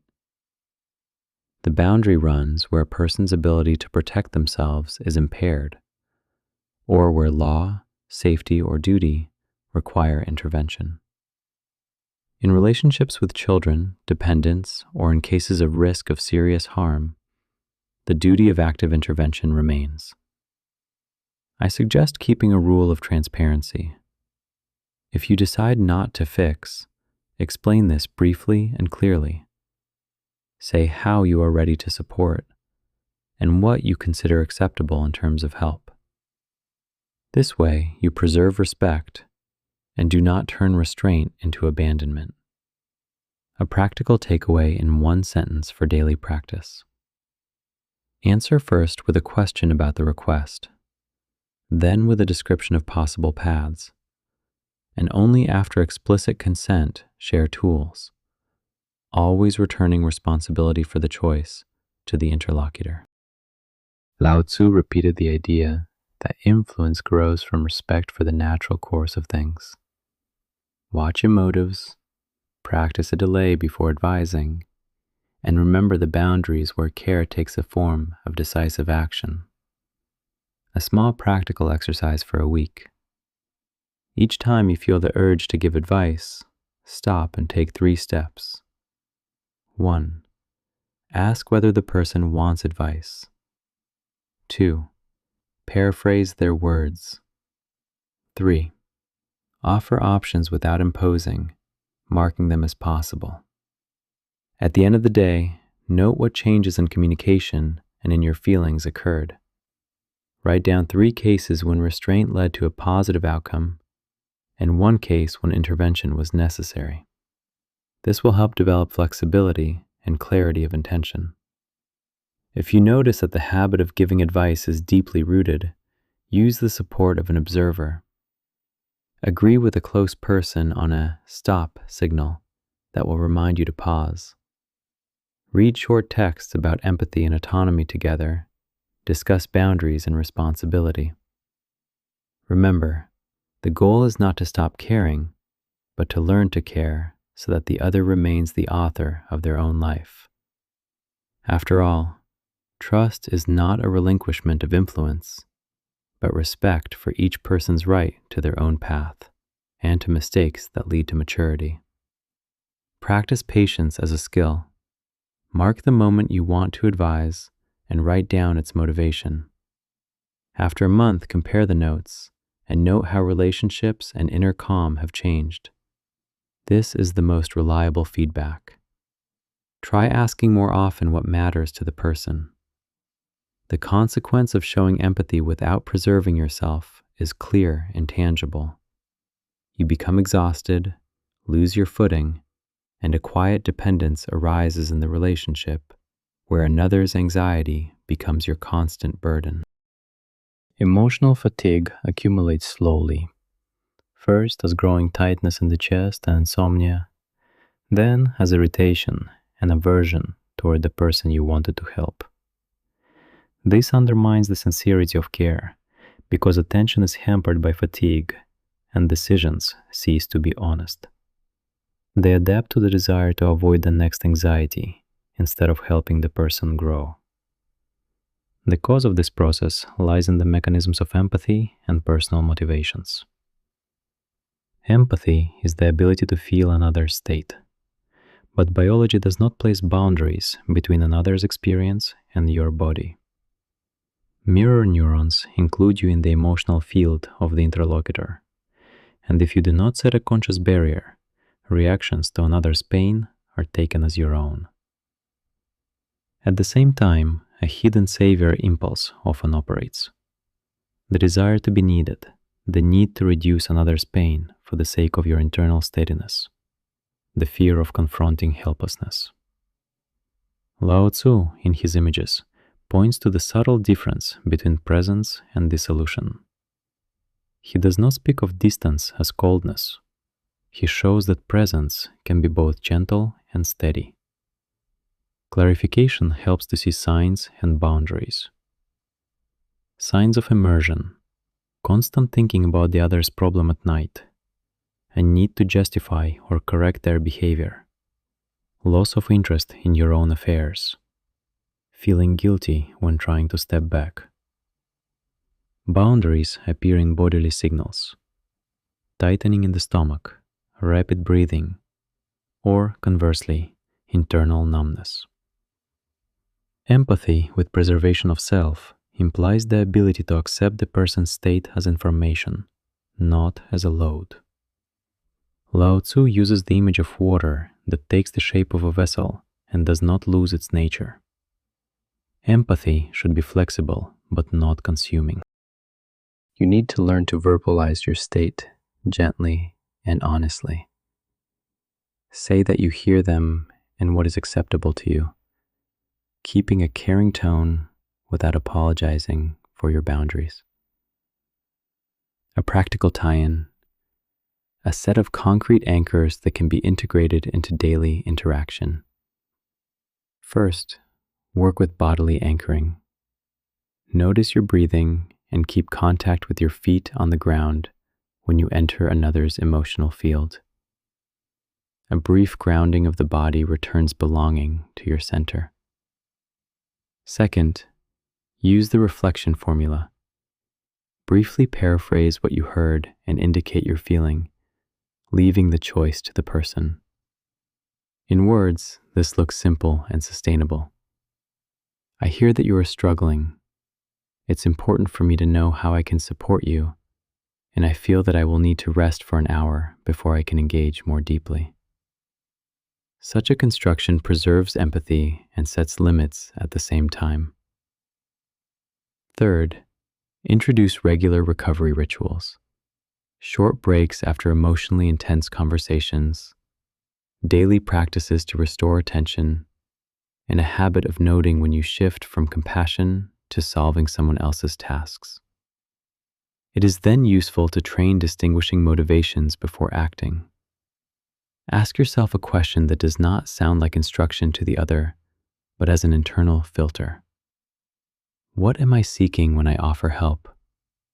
Relief for them or for myself? The answer will choose the form of intervention.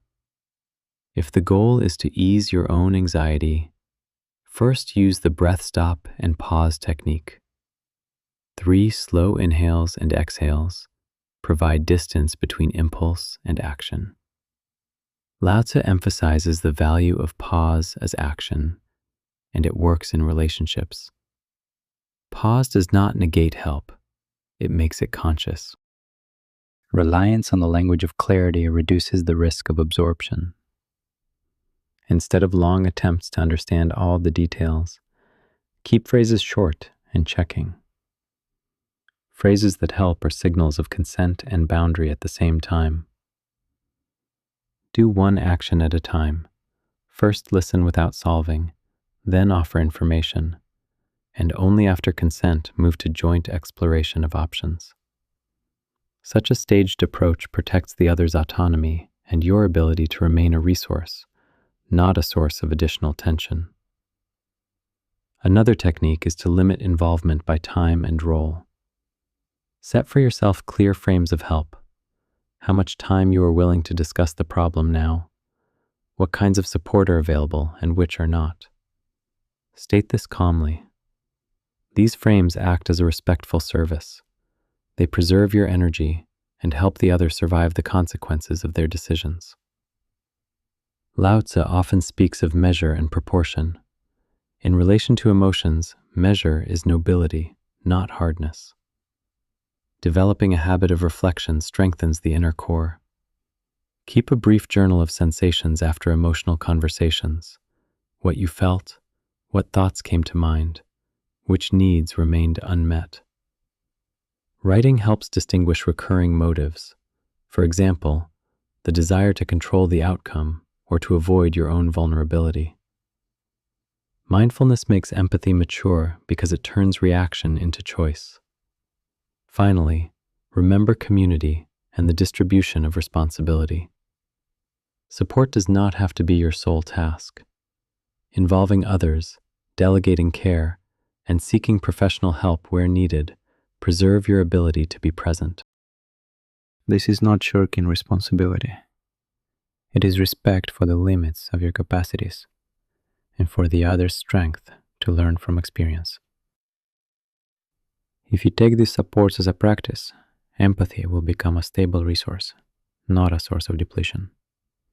The combination of bodily anchoring, pause, and honest language of boundaries, and regular reflection will create a space where you are present and full, not confused and exhausted. Lao Tzu reminds us that action can be non-interfering and strong at the same time. Apply this in everyday contexts, and care will be lasting and healthy.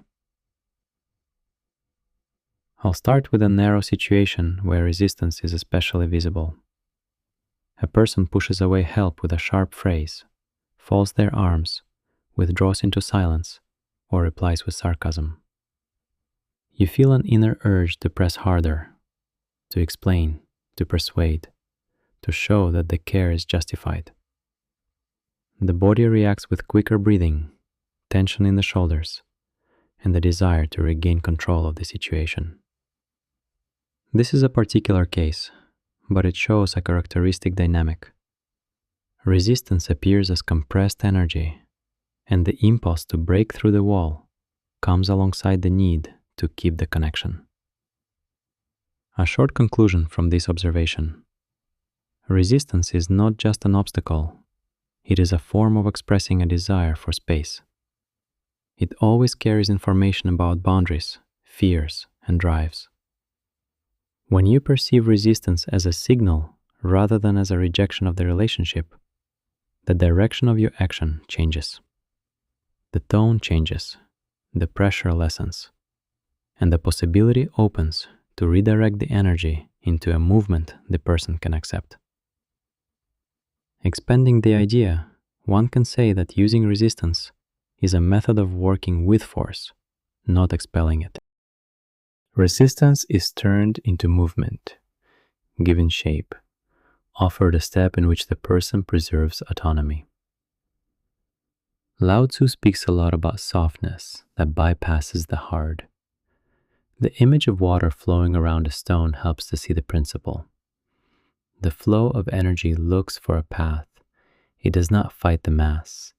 It changes route and uses the relief. So in relationships, the direction of force is more important than its volume. The setup of the process is simpler than it seems.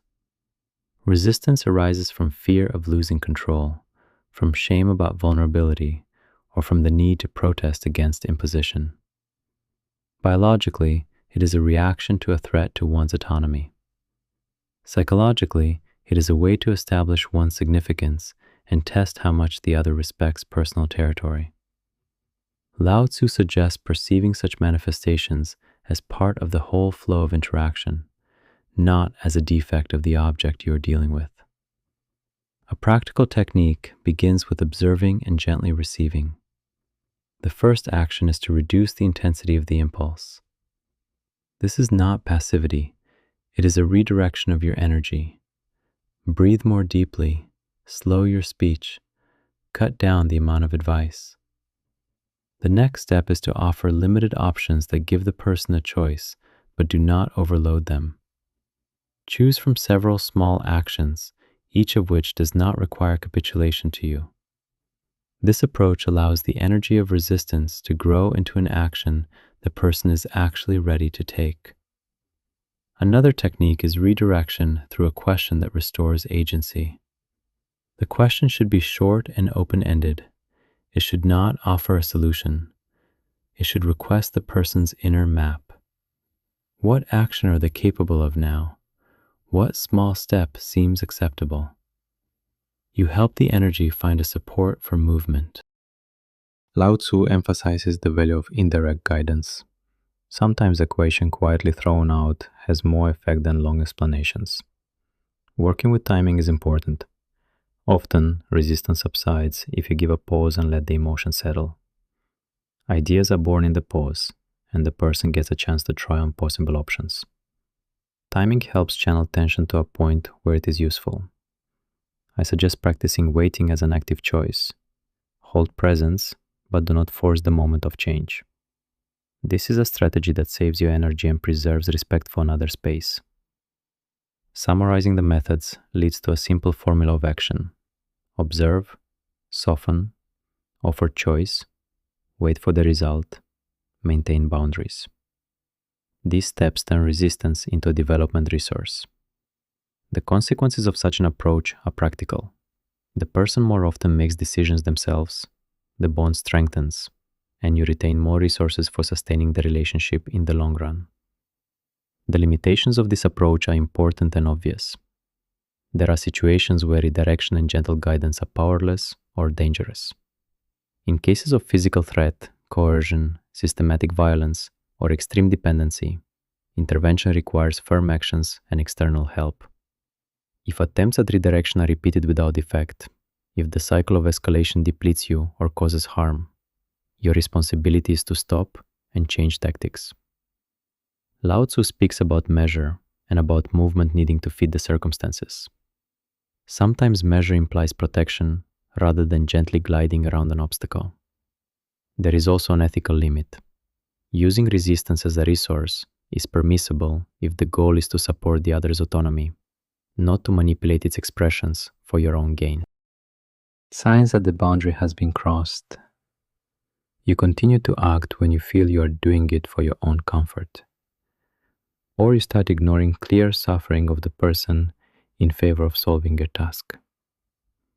In such cases, the right step is to involve community, professionals, and clearly state your limits. Finally, watch how this works in the scale of relationships. When you regularly practice turning resistance into a tool for growth, people learn to make decisions and take responsibility for consequences. You stop being the main decision maker and become a facilitator of a space where decisions arise within the person. This path requires patience, self-limitation, and clarity. If you remember the value of the energy of resistance and the boundaries of its application, your care will remain sustainable and relationships viable. Soft power and plasticity. These are the rules to act by when the goal is important but control is destructive. This is not a strategy of vain delay. It is a conscious choice to reduce pressure and change the form of influence so that the other retains the freedom to decide. Clarity of this stance helps distinguish effort from imposition, action from coercion. Lao Tzu noted that flexibility is often stronger than rigidity because it preserves integrity and freedom of movement. How it feels in reality when things go imperfectly. Often you feel an inner heat, a desire to remind, push, correct. Outwardly, it looks like heightened language, additional control, attempts to speed up the process. Inside, tension grows, relationships tighten, and influence begins to work against you. In such moments, plasticity collides with the pressure of expectations, and there is a risk of substituting care with control. Why this happens and where plasticity breaks. Fear of losing the outcome pushes you to apply force. Habitual behaviors solidifies the rescue role. Social expectations demand quick solutions. The mechanism is simple. When emotions rise, the prefrontal cortex contracts, impulsivity takes over, and flexibility is replaced with hardness. The consequences are tangible. The person loses space, autonomy decreases, resistance grows. Lao Tzu draws attention to the causal link between the form of influence and the character of the response. He suggests considering the biology of the reaction and cultural expectations together. When a teenager shuts down and leaves in response to care, a quiet offer, "If you want to talk, I'm here," more often opens the door than a stream of advice. This is a small scene where softness preserves the connection. Step-by-step technique resolution. First, stop the impulse to push and create an inner center. A simple physical practice helps. Deep inhale, exhale on the count, relax the shoulders, lower and slow the voice. These simple changes reduce the emotional amplitude and make your presence steady. A voice that does not demand an answer becomes a tool of influence. Lao Tzu taught to act like water, quietly and persistently, changing route but not losing direction. The second technique, offer a form of choice through minimal will. Give short action options, each of which can be accepted or rejected without loss of face. Use a question that returns agency. The question should not suggest the solution. It should allow the person to feel control over the course. Small decisions accumulate and lead to bigger changes. Frequent practice of this technique turns pressure into movement the person is willing to take themselves. The third element, calibrated timing and boundaries. Plasticity requires temporal endurance. Sometimes an important action precedes the pause. Sometimes the pause itself is the action. Maintain boundaries so plasticity does not turn into permissiveness. Clearly marked limits give the person support and safety. They show where help ends and responsibility begins. Lao Tzu emphasized measure in action because any flexibility without limits loses meaning. A practical sequence looks like this. Prepare yourself physically and emotionally. Formulate one short choice statement. Offer a pause as part of the process. Maintain boundaries and observe the reaction. Assess success by how much the person preserves a sense of control and readiness to act, not by how quickly they agree with your position. This helps you save resources and keep relationships sustainable. Ethical boundaries cannot be ignored. Plasticity does not justify ignoring harm or delaying intervention in dangerous situations. When safety is at stake, decisive protection, inclusion of specialists, or changing the format of help is required. Use soft power only with the intention to develop the other's autonomy, not for your own comfort or control. Lao Tzu spoke about the wisdom of measure, the ability to switch from restraint to decisive protection in time.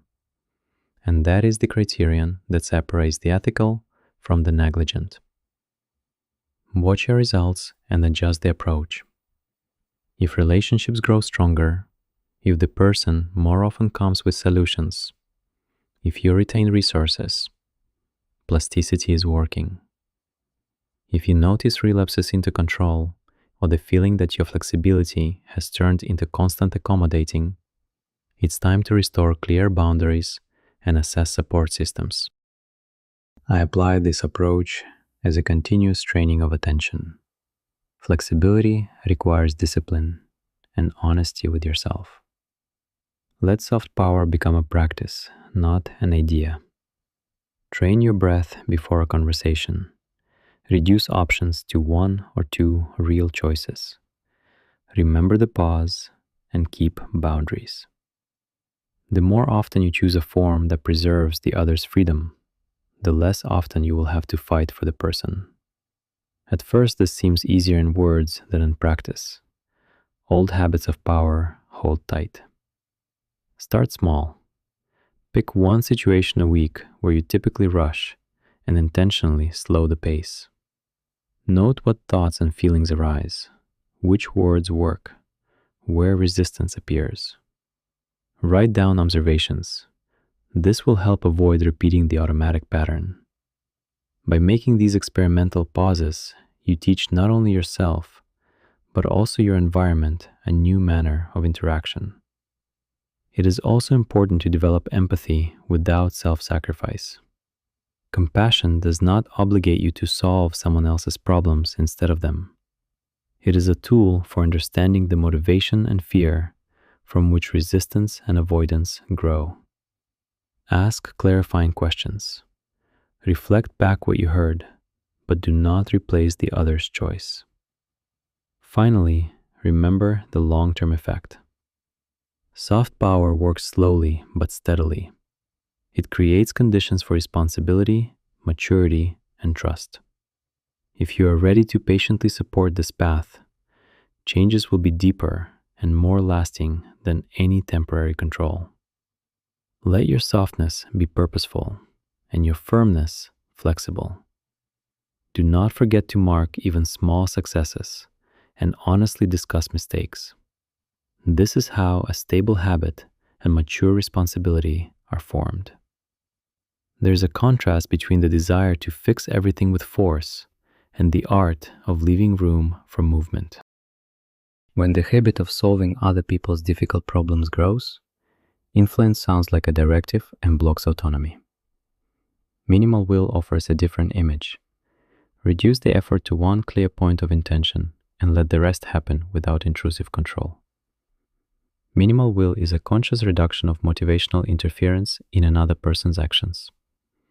It is not weakness, it is a technique of choice.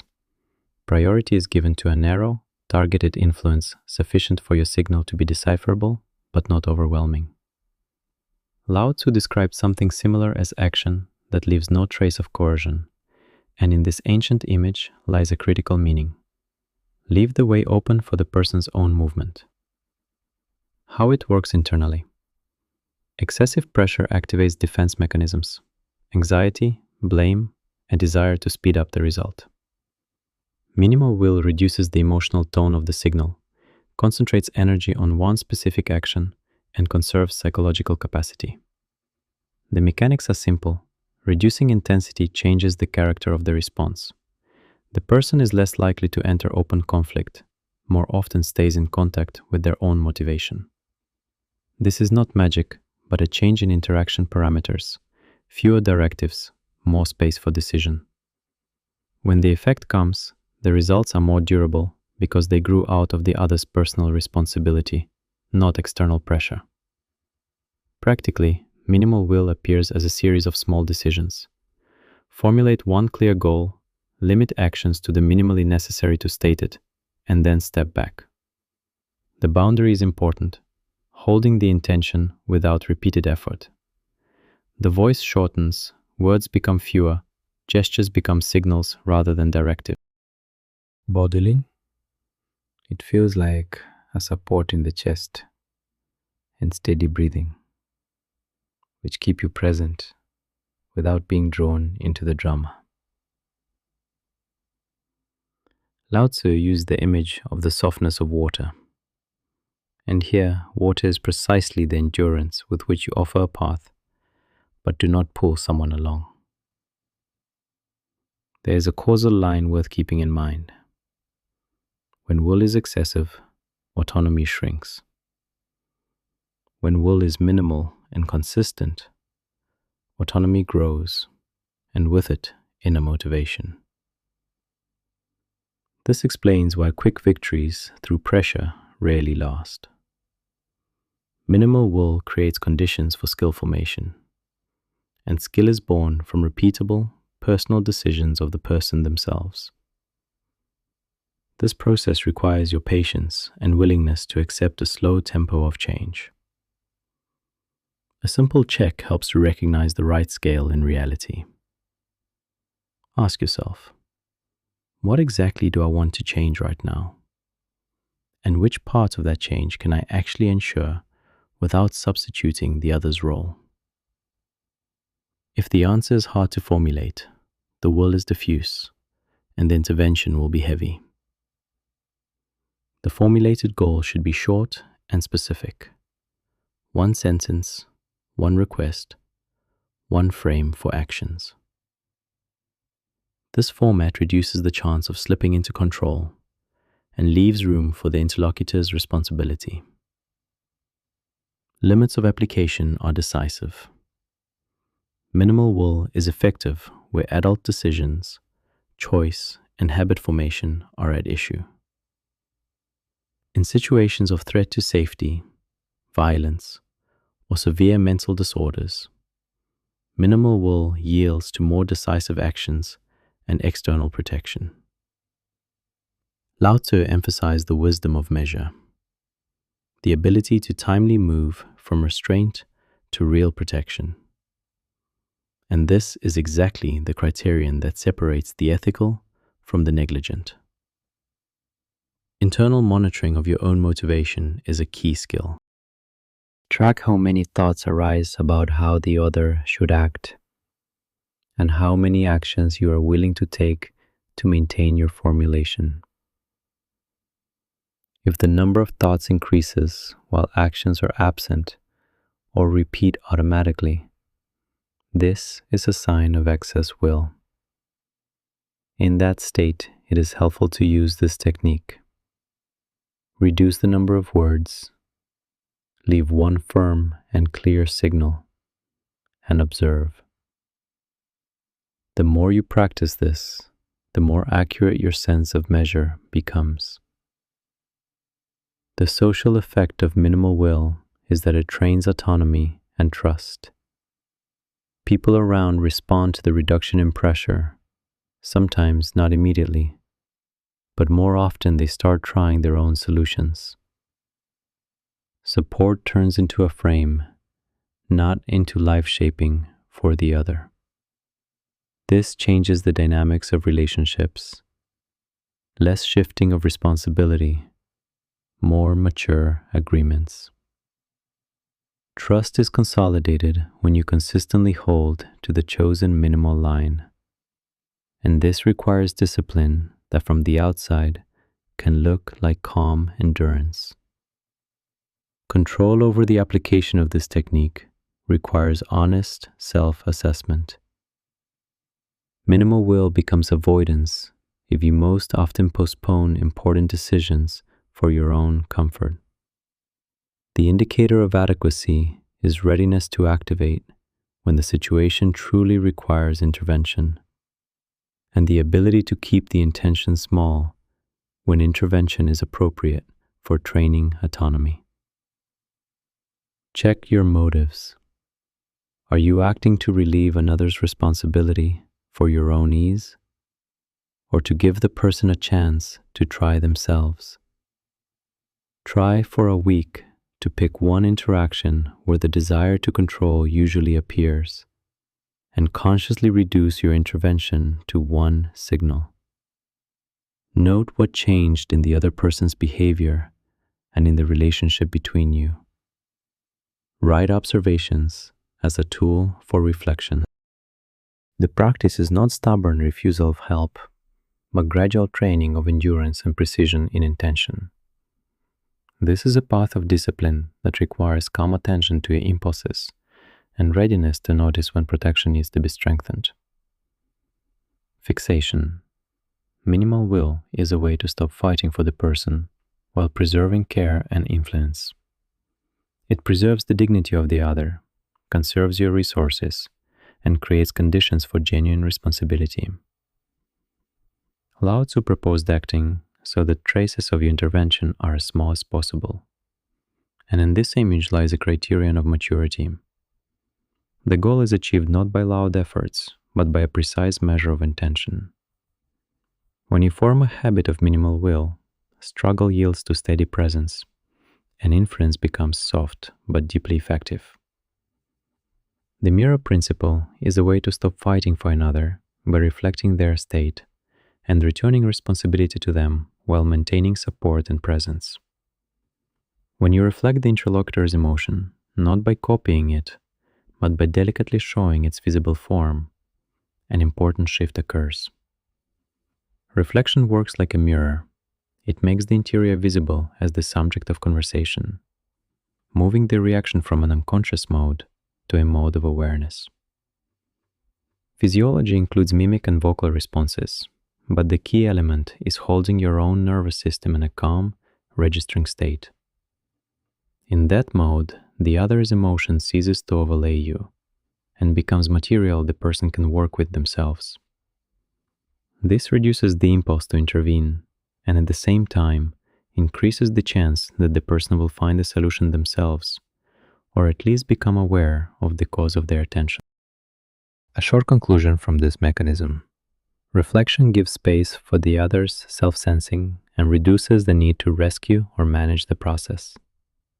When your presence becomes a mirror tool, the struggle loses its object because it was a reaction to not knowing and fear of losing control.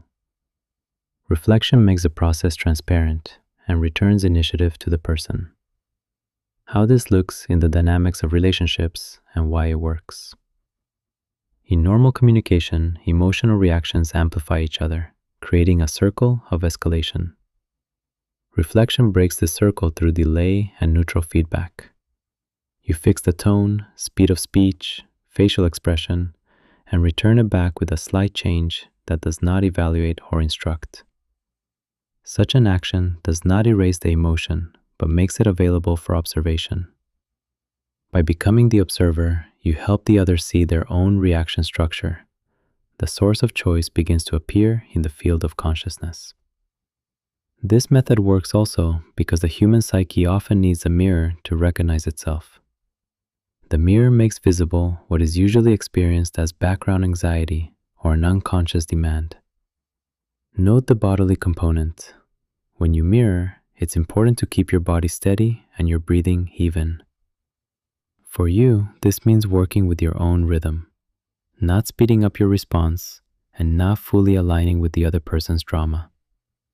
Such bodily presence is not external discipline, but an internal support that allows you to be clear and not get pulled into the emotional field. This is a skill of self-control more than a persuasion technique. Where the mirror principle has limits. In situations where there is physical threat, brutal violence, or severe mental disorders, mirroring does not replace interventions. It is also of little use in relationships with people who systematically manipulate others' feelings for selfish ends. The mirror can be used by them as an analytical tool and turn into a new form of manipulation. Another limit is linked to cultural codes. In some contexts, direct mirroring of subtle emotion is perceived as support, in others as provocation. Within these boundaries, the task is to distinguish ethical holding of passive reflection from evasion of responsibility and from complicity in harm. The ethical edge requires honest self-assessment. If mirroring becomes the reason for your calm because you are avoiding necessary action, that is no longer compassion. Control over the use of the method implies readiness to move to active help and protection when it is truly needed. Without such readiness, the mirror risks becoming an excuse for inaction. The mirror is akin to the image of water, which often appears in ancient thought. Lao Tzu used water as a symbol of softness that transforms everything not by force, but by the capacity to reflect. In this key, reflection is not passive copying, but a form of activity in which the action consists in creating conditions for visibility and self-correction. Lao Tzu reminded that wisdom shows itself in the ability to act, so that the trace of intervention is minimal. The mirror makes visible the principle according to which influence remains gentle and returns the person to themselves. Practically, this takes the form of a discipline of presence and an inner filter. You train to hear and show back the emotional tone while holding your own center. This is not a set of tricks, but a long practice of regulating the nervous system and developing patience for protracted processes. Lao Tzu described the path of action that does not strive to seize. The less the pressure, the more naturally movement occurs. Maintaining distance, clear breathing, and soft speech form the base on which the mirror works steadily without destroying a person's dignity. This exercise develops presence and boundaries. This exercise develops presence and boundaries. This exercise develops presence and boundaries. This exercise develops presence and boundaries. This exercise develops presence and boundaries. This exercise develops presence and boundaries. This exercise develops presence and boundaries. This exercise develops presence and boundaries. This exercise develops presence and boundaries. This exercise develops presence and boundaries. This exercise develops presence and boundaries. This exercise develops presence and boundaries. This exercise develops presence and boundaries. This exercise develops presence and boundaries. This exercise develops presence and boundaries. This exercise develops presence and boundaries. This exercise develops presence and boundaries. This exercise develops presence and boundaries. This exercise develops presence and boundaries. This exercise develops presence and boundaries.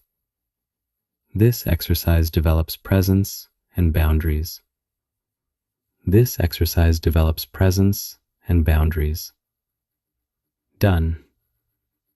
The problem is that the urge to save another turns into a fight for your own safety. You constantly substitute the other's choice with your actions. Check, direct, correct. This creates dependency, resentments, and the feeling that the relationship is held together by your control. The emotion that is familiar to you, anxiety about the other's possible mistake, pushes you toward denser intervention, and the circle closes.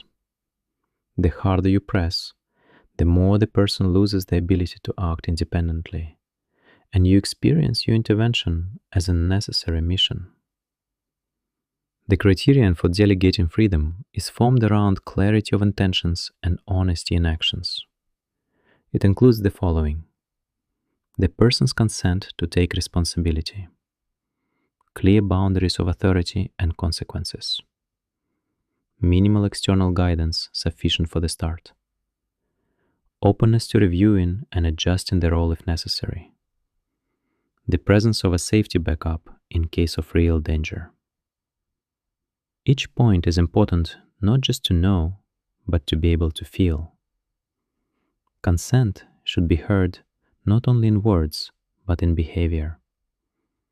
Boundaries are needed so freedom has a frame, otherwise it turns into chaos.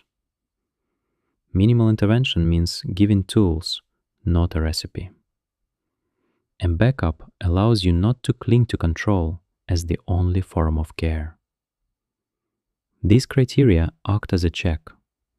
If at least one element is missing, delegation turns into a risky transfer of responsibility. The consequences of proper delegation are visible in behavior and relationships. You will see how the person begins to offer their own solutions, feel joy from their own initiative, and accept mistakes without dramatic reaction. Responsibility strengthens self-esteem, and the experience of practical attempts forms skills that no instruction can replace. Lao Tzu noted that strength manifests through softness and trust, and this image helps to understand that growth comes from inner experience, not from external steering. A brief example. You give a task and leave, providing the frame and deadlines. After a while, the person returns with a solution that differs from your idea, but works better. Such an outcome happens more often than fear assumes, because responsibility stimulates creative engagement. The positive shift affects your nervous system as well. The less often you take on someone else's problem, the less chronic tension you have. The less you feel like a burned out rescuer. Relationships begin to rely on respect and reciprocity, not on the distribution of victim-rescuer roles. Lao Tzu in his images related this to the flow of water, which does not force the shore, but creates conditions for growth. However, consequences also have an unpleasant side. Delegation carries the risk of delay, mistakes, and sometimes real harm. Freedom without ability leads to losses, and trust can be exploited by a manipulator. Here, the fine line between growth and risk appears. Constantly shifting responsibility to another under the guise of trust breeds irresponsibility and destroys collective responsibility. The boundary for applying delegation is an ethical guide. Intervention is mandatory when it concerns immediate physical danger, systematic harm to others, or an inability of a person to take basic care of themselves due to mental disorder. The boundary also runs where delegation becomes a way to avoid social responsibility, when entire groups are left without support under the pretext of "we give freedom." In such cases, the duty returns to you or to the system, and passivity is no longer justified. How to understand that you must intervene immediately? Clear signs of threat to the body appear. Contact with reality disappears. Dangerous patterns repeat that the person cannot correct even with support. In these situations, action must be direct, clear, and transparent. Delegation stops until safety is restored. A practical way to hold the boundary is simple in principle and hard in execution. Define the frame of authority, state the consequences, and leave the possibility to return for help. A backup is not control. It means an agreement to intervene in the case of a justified threat. This agreement makes it easier for you to let go because there is a clear criterion for returning to action. Lao Tzu offers another orienting image. Trust as soil that needs to be fertilized, not trampled. It requires patience and readiness to accept the harvest as it comes. I noticed that the hardest skill is allowing mistakes enough for a person to learn. This skill forms through small steps and through honest discussion of boundaries and expectations. The process of learning to delegate includes restoring your own calm and the ability to acknowledge your motives. Often the battle for another is masked as care, and you must honestly ask yourself why you intervene. Later you can practice delegation in safe areas and gradually expand the scale. This is a path where trust is tested by deeds, not words. In conclusion, delegating freedom is both a technique and an ethic. It requires clear criteria, readiness for consequences, and a clear boundary for intervention. Lao Tzu reminds that the deepest power is the one that leaves a person their own path. If you learn to let go according to rules, you will stop fighting for the person and begin to facilitate their becoming. The practice of non-action ends the fight for the person and turns into a relationship technique that combines respect for autonomy with readiness to bear responsibility for safety. I do not mean indifference, but a way of acting so that help does not annul another's freedom, while refusal to intervene does not become an excuse for inaction. The mechanism of action is simple in form and complex in feeling. When you refrain from coercion, your energy changes direction. Instead of trying to control the outcome, you create space for the other's experience. This space works as a learning tool. The person who faces the consequences of their decisions within the agreed frame tries, fails, and learns to do better. Your presence in the form of support, boundaries, and example forms a gentle field of influence. Interaction ceases to rely on the willpower of the parties and rests on clear roles, transparent agreements, and reactive readiness to help when safety is breached. Why this is needed. Non-action reduces the chronic tension that arises from constant control. It allows respect and trust to be preserved because people get the right to their own decisions. In such relationships, responsibility is cultivated. The other gains an internal resource, and the capacity for self-regulation is formed. You gain clarity of motive for your actions. Help ceases to be masked by anxiety or a desire to be needed. It becomes a coordinated practice, not a role-based duty. Where this principle breaks down, it turns into harm. The ethical boundary runs through criteria of real danger and the person's ability to answer for their acts. If there is an immediate risk to life or health, if the person has lost contact with reality, if they systematically harm others or themselves and cannot accept care, then refusal to intervene ceases to be good. Abdicating responsibility under the guise of respect for freedom damages both trusting relationships and the community. Harm also arises when non-action becomes a tool of manipulation. You allow suffering intentionally to prove you are right, or you use the other's freedom as an excuse for saving your own effort. Recognizing and working through the boundaries is helped by a set of simple but non-trivial criteria.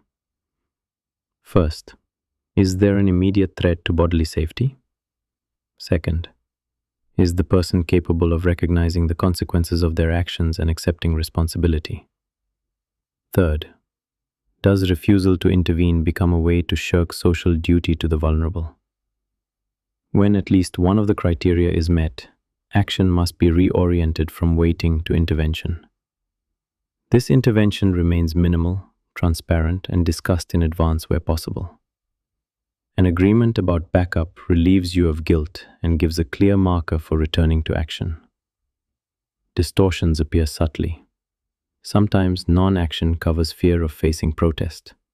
Sometimes it is a way to retaliate with passive cruelty, when you let a person err so they feel the consequence that should teach them to respect your boundaries. Avoid judgmental triggers in your motivation. Look at your own reaction. Do you feel inner relief when someone suffers? That is a signal that you are using the principle for selfish ends. Ask for feedback, involve a neutral observer, formalize agreements in writing when systemic risks are at stake. Thus, you stop impulsively shirking responsibility and preserve the other's dignity. Practice requires skills and procedures. Start by clearly stating the frames. What remains their responsibility? What you are ready to take on in case of threat. Discuss the criteria for intervention and the steps of backup. Give tools and check their mastery through small tasks in a safe zone. Establish regular reporting points where the person articulates plans and receives feedback. If needed, involve third parties, specialists, friends, support services. Initiation of help should be agreed in advance so that in a crisis, you do not have to choose between silence and panic. Such an approach turns non-action into a predictable tactic, not a moral lottery. Doing less does not mean doing nothing. Your measure of intervention is minimal but sufficient. It requires the ability to endure inner discomfort and to look at the consequences of another's actions without the desire to fix everything at once. I learned this from mistakes. Intervening too early deprived people of experience. Intervening too late caused trauma. Balance is achieved through experience, honest analysis of motives, and readiness to adjust rules when the context changes. The ethical frame covers the personal and the collective. At the level of relationships, it is an agreement about boundaries and intervention in case of threat. At the societal level, it is the duty not to shift heavy consequences onto the vulnerable under the pretext of respect for freedom. Freedom becomes an empty word if it is not accompanied by the possibility to act and the right to protection. Your task is to be the conductor of the boundary, respect choice, and ensure conditions for safe mistakes. Remember this thought as a working stance. Non-action shows strength through refusing to impose will, through creating space for experience, and through readiness to intervene in real threat. Its effectiveness is measured by how much the other's autonomy grows, and its ethics is tested by the presence of clear criteria and backup. Practice requires honest examination of one's motives, transparent agreements, and readiness to adjust behavior in response to consequences. Good night.